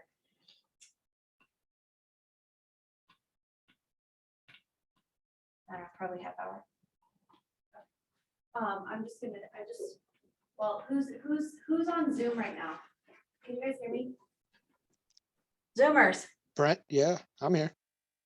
Brent and Jimmy, is Troy on? I'm here, Jimmy.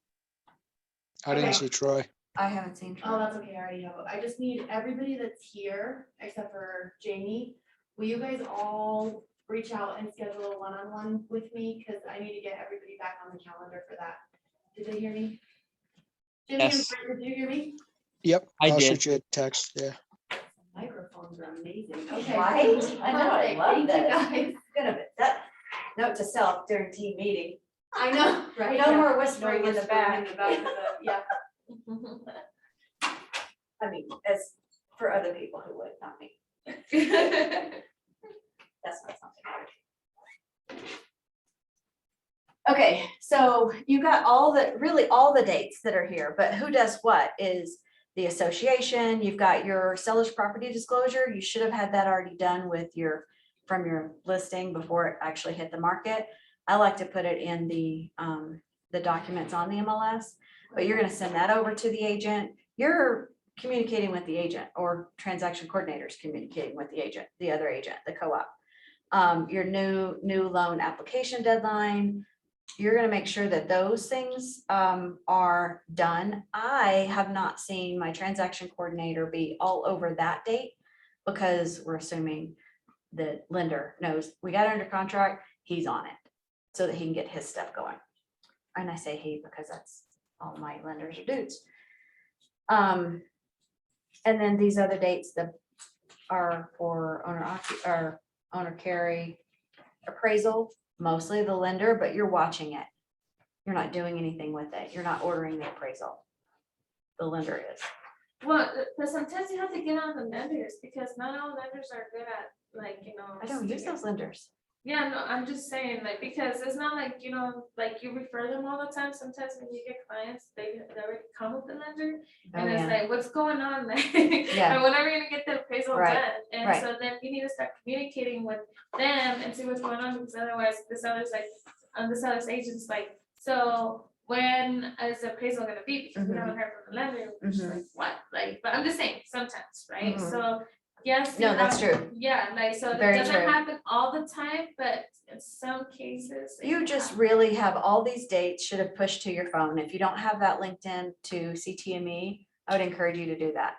I have an Android, so I use Google Calendar, and all these dates squish into my phone.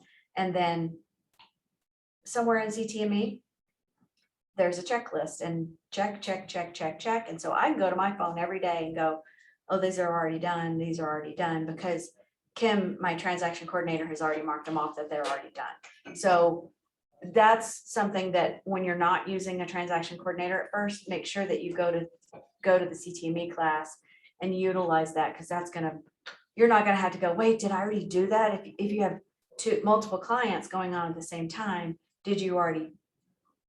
have you checked this box already? It's gonna be important to have that. Okay, so then the inspection, that's really you. Even with a transaction coordinator, that's you to schedule it, that's you to help them go through it, that's you to set up your objection. And I tell my clients, the objection is the things that you would like to have fixed. And you need to tell me what are deal breakers. So that if she starts saying, no, we're not gonna be able to fix that sewer, I need to know so that I know how to communicate with her. Look, I'm already gonna tell you, this is a big deal.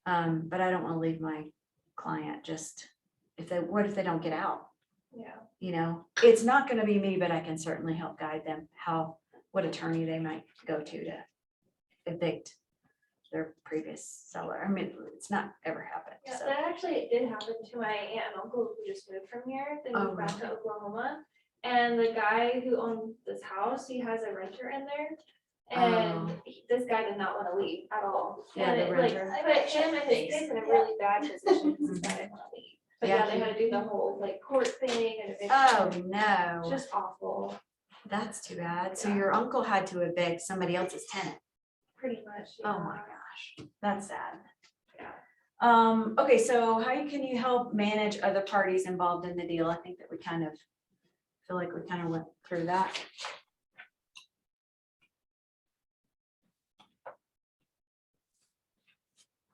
Okay, so we kind of talked about this as we've been going, what your relationship with the other side, the co-op, is really super important. To make sure that you're communicating, you're letting them know that you know what you're looking at, you know what you're dealing, what dates are coming up and what dates are on them and what dates are not. And then just keeping that relationship open. And depending on if you're on the listing side, you're just checking in. Okay, so here's a scenario. You're on the listing side and you see on your phone that the objection is due on 123 Main Street, which you listed. It's due today. What are you gonna do? The what? I do nothing. That is not my job. I don't work for that person. So if your objection is due, Oh, okay. I you're the see. listing agent. I don't do that. I don't let them know.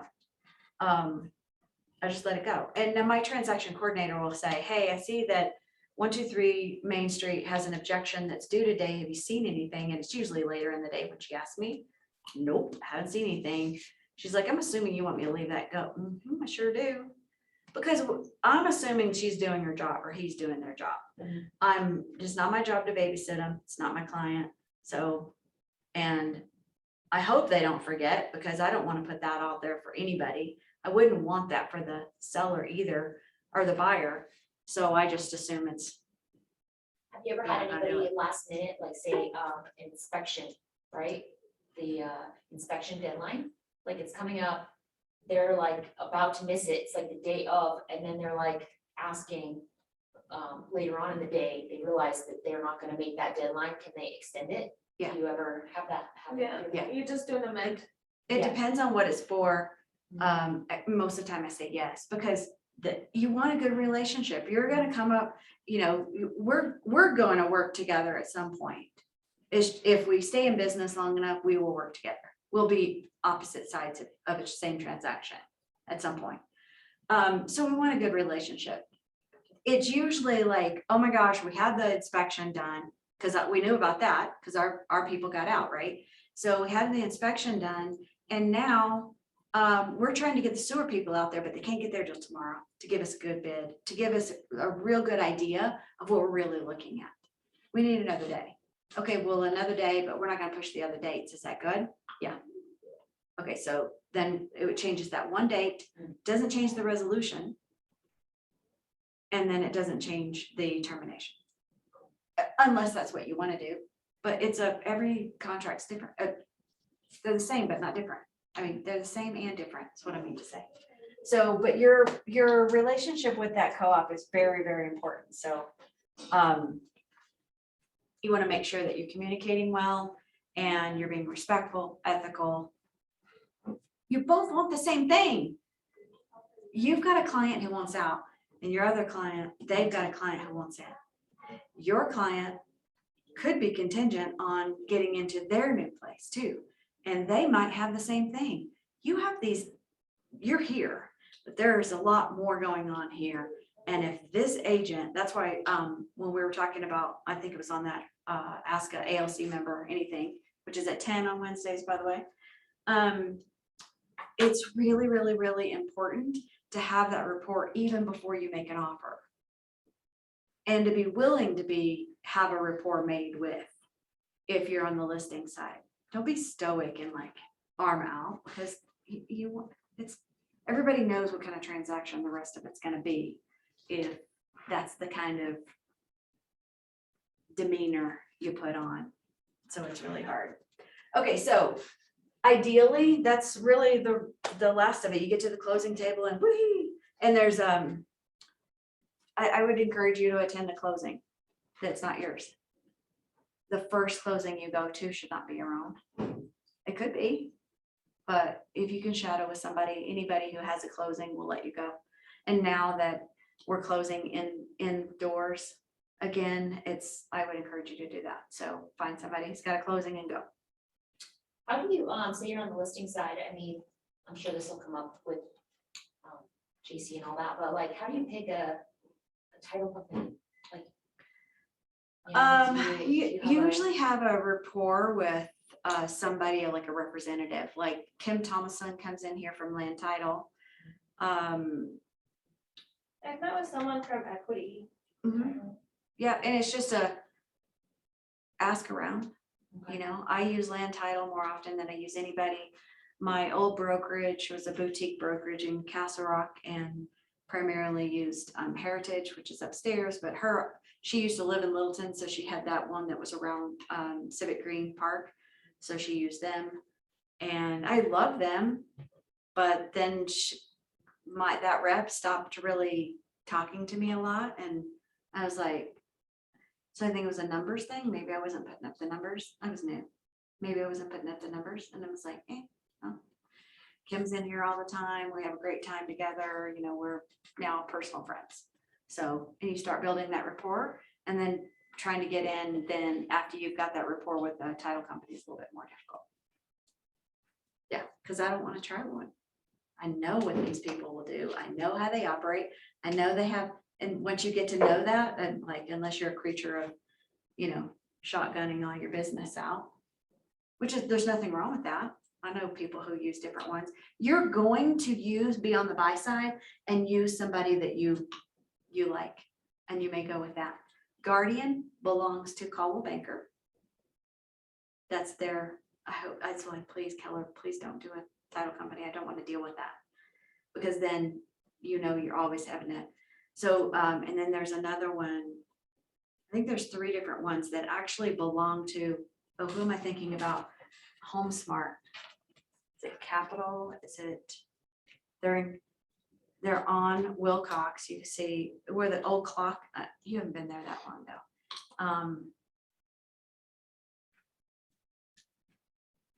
Oh, I'm trying to picture that. So there's a HomeSmart office in Castle Rock and they've got a title company and I've closed with them before and it was like a sharp stick in the eye. And I was like, no, not liking that. So really, how then can you use to get repeat business and referrals? You can use the app, create your vendor list and utility list so that you can still provide them value after you close, and then planning out your closing gift like we've kind of talked about. I think that's a real personal. This thing says, what other ways can you wow? I wrote down smart plans too. Yes, yeah, maybe you have a smart plan for somebody just purchased a house and you want to do a smart plan that goes through, maybe if you bought them a warranty, your warranty is about to expire. Make sure you go through and have your furnace updated through your warranty before your warranty expires. You know, something like that. You could do a smart plan that says, don't forget to blow out your sprinklers because it's their first year in Colorado. Well, that might be for everybody. To say, blow out your sprinklers. We do it here in October, early October, because the snow is coming, usually by Halloween, right?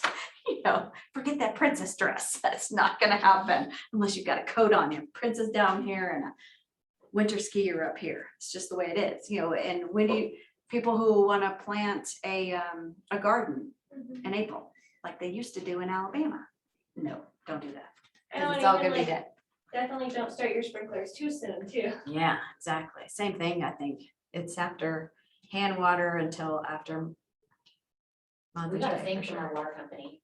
Say we that talks about And then it tells us what days specifically we can water on, Oh, yeah. so then we Yeah. just set ours up to. Right. On those days. But, and after, people want to get their stuff going and you can sprinkle, in Castle Rock, you can do it outside of those days in certain ways before and after that calendar exists. But it's, people don't know. So, but that's a good idea, doing the smart plans and doing, Giving up like reminders. yep, doing the reminders, maybe you set them up in your farm. Maybe they're gonna be on a plan that's gonna be more task oriented toward you, not to send out, but maybe it's on a quarterly pop by. Maybe you're gonna bring in that pop by thing, because you're just, now, you're not looking for them to, have you seen that curve? There's like this whole thing about a curve, about when people buy, the probability of buying, and then they bought here, and the probability of buying then is going down, down, down. And then they hit a bottom for them, and then the probability of buying is starting to come up. Well, where have you been talking to them this whole entire time? And because if their probability of buying again, selling and buying, has been going up, but you haven't been talking to them, somebody else has, and now they're gonna catch them the next time.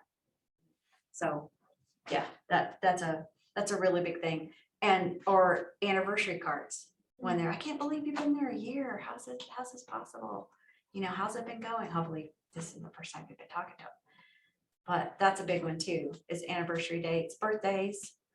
Those are all different touches that you can keep on, because they are on a cycle to buy and sell again. They just don't know it. And neither do you. But you want to be the one talking to them if you want their repeat business. Yeah, and I think I saw, it's either Realist or RE Colorado, I mean, it's all there, but, you can actually, like, they have like a nice little chart or graphic that shows how likely they are to buy, It's or how on likely they are to sell again. Remind. Oh, it's a reminder. Yeah, Remind is really cool. If you go to YouTube and look up Remind, REMINE, it's about mining. If you think about it, it's not like Remind, like, oh, I forgot that. It's about mining, and it will show you, you could drop a pen and see who in the area has been doing activities, looking online. It's kind of creepy. Doing activities that Is that why seem, people keep calling me? yeah. Do you wanna list your house? Yes, because you're probably looking online at houses, right? But why do they have your phone number? That's true. Yeah, because it's probably a cell phone. Yeah. And you put it on something. Yeah, that got sold and Zillow sells. So, yeah, all of that tells you the probability of people, and my probability is always in the medium high to high. Because, and they obviously don't know, that's what I do. So, but it's pretty funny. And you can, when you're doing that farming, you can Yeah. look for those people specifically and hop on those Okay. faster than you hop on the ones that are low. And then Set I your eliminate, priorities, I guess. yeah, prioritize those. And then I eliminate those people who just moved. But and I do that just to get started, because once those people know somebody. Because have you heard of the reticular activating system? It's in the back of your brain. It's like literally a place in your brain that if you're in the market for a car, like, I like this white one, I never see the white one. I really want this white Jag. Well, as soon as you buy it, you see a white Jag everywhere, because they've always been there. But now your reticular activating system is now more heightened to see the white one. So if they were in the market, they now know 5 or 6 or 7 or 8 people in their sphere of influence that was also looking to buy. Well, you want those referrals. So they have a heightened RAS to know who's buying and selling. Brittany had a great one for that. I wrote it down on my AHA sheet, but to throw your buyers a housewarming party to invite their friends and family, whatever Yeah. they want. Yeah. To that, because then now you're like the star guest, because you've given this, and it could be so simple, like get from cookies and drinks, you know? Yeah, exactly. And you can get that sponsored, because guess who else is there? People who Lenders. have mortgages. Yeah. You could So have- you could have your lender come with you. They're the lender that they use. Oh, And to say, hey, do you want to do this together? let's, and then what I did, I had one in Denver and me and a lender walked the streets and we invited, super sketch, where they live was like a pocket of a sliver of a section that was revitalizing. This was just south of Spear on Galapago. One block over was like knock, knock, knock, and the door goes boom. Ah, I broke your door. It's just like, didn't actually happen that way, but it was everything was, I was so glad that was with her.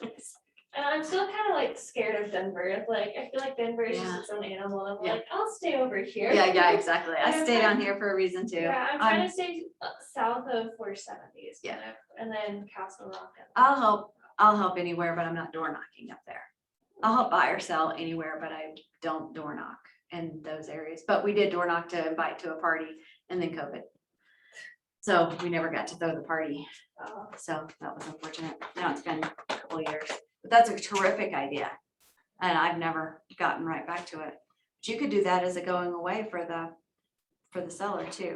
And so standard, If they're moving out of state. yeah, you could do it if you're moving out of state too. Or local, because hopefully you help them buy. Right. You're right, only So one, you said- only one party. I have done for my sellers, I've done a house cleaning. Cause I have a whole house cleaner, I will do it for like $250. Yeah, she's funny. She goes, the house was really dirty. Are you sure? It was like $300. I'm like, it's fine. The warranty over here costs $500. I'm gonna pay you all the way up to, $5 something, and I haven't had anything that was that bad. And that's a huge blessing when they're trying to get the trucks packed and leave, that the next day you can have the cleaners come in. So you could make that your standard, but these are also, they're super helpful and they're so grateful, but it doesn't last. There's nothing with your name on it that's gonna do a repeat, but those are great for out-of-state buyers. You're not gonna see them again, or sellers, out-of-state sellers. I feel like having the house cleaned after they moved out is more for the buyer. It can be, but if The they seller put has it to in, clean still too, they though. have to do it broom clean is what legally is broom clean. And it depends on what, I used to put it in my inspection objection that it had to be broom clean or had to be professional cleaned, it depends. But some people right now are thinking it's a mandatory thing to be professionally cleaned because of COVID. And I'm like, no. And so then they make assumptions and all that kind of stuff, and it causes problems. So I have done that because I think it's just, it can take it off my seller's plate because they think they have to do it. Okay, so you can do your checklist in opportunities in Command under here. It says select under contract, and then you edit your stages.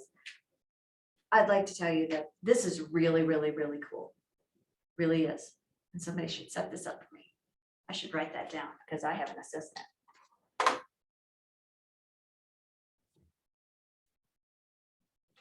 And then I should learn how to use it. It's all in my head. And I have the TC that does the other piece, so I just leave this in my head. If you can set it up and use it from the get-go, I think you're way better off than trying to learn. This came on board when I got here, and I'm learning what GCI means. Don't you think there's 1,000 acronyms in Keller Williams? Yeah, if you don't, you haven't been here but a hot minute. It's crazy. I remember my first bold, I had a whole sheet in the back of the book that was just a bunch of acronyms I had to look up later. So I don't even know what you just said because I had to write down an acronym. I don't even know what you're talking about. But they assumed that people at Bold had been there more than 2 hours, because that's what it was for me. So this is a really cool thing. And like I said, that I will eventually one day maybe get to this and use it. But this buyer guide and seller guide also is in Command and really useful. This is where Amy comes in. She knows what these are for. She knows how to manipulate them. She knows how to tactically build it and then how to utilize it. Building, I could walk through building. We've kind of done this kind of stuff before. in class. I bet mine's built generically. I mean, it's in there in your back Yeah. office or in your command back here, already ready for you. You just need to tweak it the way so it matches you. I've got it built like here, but I've never sent it out to anybody because it was new. And I was learning so many other new things that were more important, I felt like anyway. So, ta-da. All right, so, ooh, this is our almost the last slide. Okay, so do you guys have any questions? I feel like I'm rushing through and at the same time, this class feels like a recap. Follow your thing, your contract, what you agreed to, be ethical, don't miss any deadlines. Note to self, don't teach this class again. It's the only one I had left. The only one I could. What was it? I mean, because it's not flashy. I like the flashy. Get more fun stuff. Once you get to a certain place in your contract, you're just waiting for your closing. And that's when you're like, I feel like I should be doing something. So What is that? do you prefer being on like Jenny. the buyer side or the seller side when it comes to like dealing with the contract to close? All day, every day, I'd rather be listing. Okay. Yeah. Just less responsibilities and time commitment that goes into The that? time commitment, you could have. I have had 4 listings at one time. I was at a ceiling of 2, and then I realized, wait a minute, I only have 3 signs. Remember that subconscious stuff? I only had 2 signs. I couldn't lead gen for listings because what if I needed another sign? I was like, this is stupid. And once I realized it, I went and got 5 signs. Well, now I just told you the max I've ever had is 4 at one time. And it's still crazy. But if I had 5 or 4 buyers all in a contract, all in, oh, Jamie. It would just be a lot more things going on, more possibilities of losing a date or something like that. Okay. So and what if you had 4 who all wanted to go out looking at houses in the same weekend? Well, I could have 4, I'd be like, okay, family, I'm renting a hotel because I got 4 listings all going live the same weekend. I wouldn't recommend it, but you're not gonna see me. I'm talking to agents. This is all you do. But at the end of that, now they're all tracking the same. Where if you were on the buy side, now that all the inspections have to be done about the same week, everything's hitting at the same time. So yeah, your listing, you saw there were 6 different Mhm. major items on the buyer thing, and there's only 4 on the listing. Yeah, I'd much rather have listings. But wouldn't your 4 listings, hypothetically, be also buying? You know, so Possibly. then you're like I tend to showing and doing all this Yeah. stuff. on the other side, yeah. Yep, I tend to have, I've got my 2, that one is in Aurora and her mom's, they put her in a Alzheimer home, so it's not her house, and it's her house, but Alzheimer's, she's using all the money to go into the apartment. And then the other one is moving to Dallas, but I have a referral. I got them that agent. He's like, is the friends of mine, he's like, Gwen, how long have you known this Andrea? And I go, well, why do you ask? And he's like, oh my God, it was like talking to you. And I was like, that's funny. I was like, I'm gonna tell you straight. I said, as soon as I know you're going to Dallas, I'm calling 5, 10, however many people I had to call until I knew that I've met a rock star. And I said, when I talked to her, I talked to 3 people. Somebody's not calling me back. They called me back a week later. He's like, can I help your friends? And no. How you do anything is how you do everything. So it is super important to make sure that the way that you present yourself to another agent is the way that you would present yourself to that client. And it needs to be par. It absolutely has to be. So when I met her, I was like, oh my gosh, I love her. So it was pretty funny. I was like, yeah, I talked to her like 20 minutes before I sent her your phone number. It's like, what? Yeah, but she's done like $10 million already this year. And he was like, oh, okay, in Dallas. And where she is a lot of force, so it wasn't like she's doing it. Yeah, a bunch of 200s or something, and it's her and her husband, so which is great for my friend and her husband, because the way that you talk to each of them is completely different. He's like real black and white, she's more flowery, more artsy. So what about you guys on Zoom? Do you have any questions? Any ahas?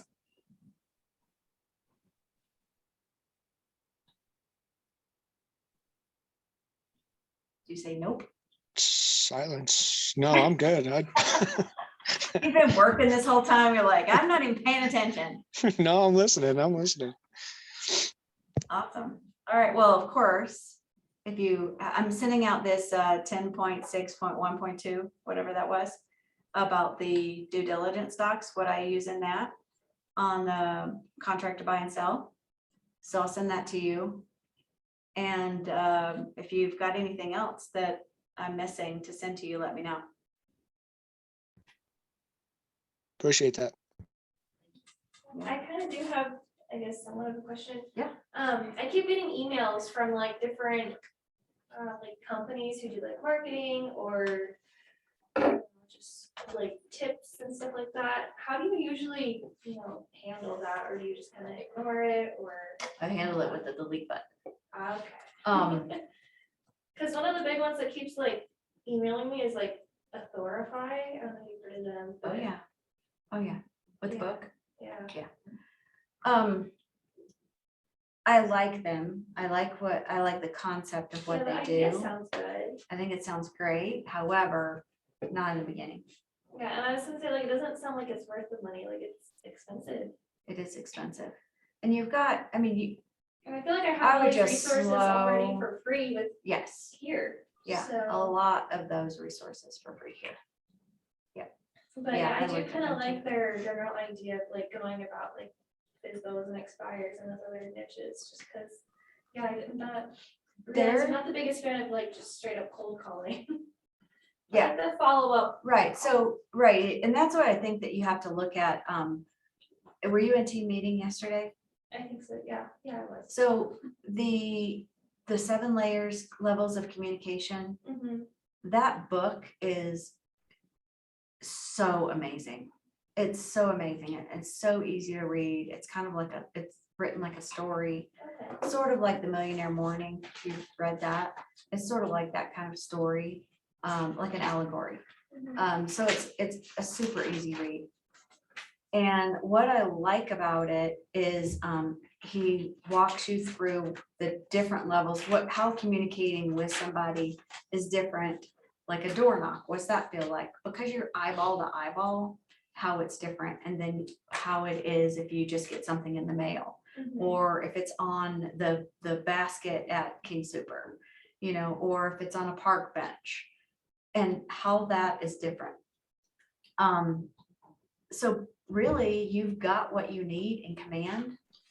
And then if you want to send out something and then follow it up with door knocking in a farm and then doing pop buys, Buffini has some really great information that's free on his podcast. He also has a bunch of stuff on YouTube, and he is he's really cool to listen to too, because he's Irish. What's his name? Buffini, Brian Buffini? Buffini, Buffini. And he's got some books, you can get so much for free. Yeah. That just because right now, especially right now, you don't know how you're gonna end up marketing or how you're gonna end up getting your information out. Who are you marketing to? I mean, like always, your sphere is gonna be your first and best source of deals, of transactions initially. And then from there, what is that looking like for you? Mine was Sphere and then referrals from that Sphere. So then when my coach says, are you calling people? And I was like, well, I kind of haven't really, no, is the real why. This is where all your business comes from. And then I have to explore with myself, why am I not calling? You know, this is where your business is coming from. And I often use my kids as an excuse, the summer as an excuse, all of this. My summer drops off every single year. Why is that happening? I choose for it to happen. That's how. If you have no business and you've been doing the activities, where's the choice in what you're doing? And why are you still doing it if it's not effective? If you've done it 90 days and it's not, and so some of those things, it's like, can I do this for 90 days and peace out? And have only put in a little bit of time? Then maybe you could try it. If you can't, I don't know that it's worth doing that. Don't do a year commitment when it might not have been beneficial. Right. Yeah, you want to be able to get out of it if you can. Thanks for coming. Thank you. Okay, so I've got Heather.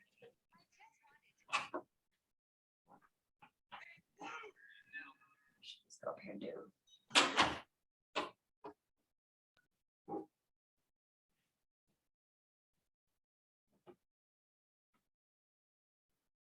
Yeah, right now I'm trying to like build a sphere down here, because I mean, most people I know is from Oklahoma, and then of course UNC, so northern Colorado, and then like that doesn't really help me a whole lot. So I'm like, I am trying to at least get referrals from those people, but it's like my sphere is not very helpful. So I'm trying to build my sphere bigger by like joining community things down here. So one, I think was on the slide before this one. Where do you say you live again? I live in Parker, Parker? but I mean, I lived in Greeley for 3 years, with UNC, and so like, most everybody I know is up there. So one thing that JC was telling us that we could do for like border, we needed to like, network a little bit more is in Castle Rock, they have like the planning committee and all that stuff. So he pulled up like the city page and like what all was coming to Castle Rock, all those things. But then it showed that there was like probably 10 or 12 openings if you wanted to go. And then like whenever people submit stuff, then you vote on it and you go to meetings and talk about it or whatever. And that's a good way to network, because then when people, like say, hey, then you like, I don't know, they Yeah. just would network. Yeah, I did find a good like volunteer website too. So there's actually something that I signed up for 3 weekends. In Castle Rock, it's just like reading children's books to Mhm. kids in the park. And of course, parents are gonna be there. And so Yeah. I'm gonna try and do that. There's actually multiple different horse ranches where you can volunteer for that with like therapy horses and guiding them. And I'm thinking of doing that too. I just need to get some boots. Okay, so think about how are you gonna get their information? Yeah, that's what I'm still kind of like trying to figure out. It's just, and then I guess just straight up going up to the people and just talking to them and just, asking to do the forward. Mhm. And then naturally come up with, yeah, I guess what I'm a realtor. Do you have your name tag yet? I do have my name tag. Yeah, I'm where not sure if that? that's kind of, like with the kids thing.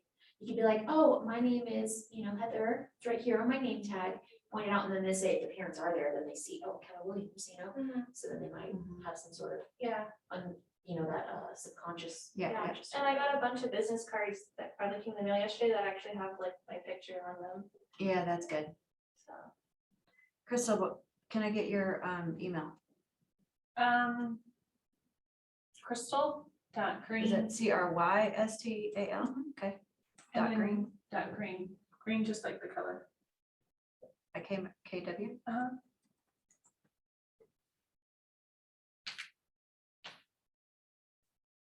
Oh, it's like, who's Nicole?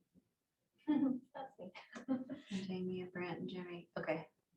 Yeah, it's funny, when I made my email, it was like freshman year of high school, and that's when I still thought like you didn't usually like put your name, like your actual name and things like that, so people can't like. naturally Yeah. figure out, I don't know. Yeah, those I are was the just things coming I out of don't. 8th grade, so. My first email address, I was like in 6th grade and I still have it. Yeah, Oh, when I was seriously? When I was in 6th grade, mine is Skeeter Cat 1. at Yahoo. Oh, I like now. Okay, I'm gonna forever stop locked out. sharing now, okay? If you need anything, Brent, holler at us, okay? Yeah, I've been liking, I'm gonna do another open house on Sunday. Definitely will. Thank you. All right, see you I later. got my deed. No, I mean, luckily they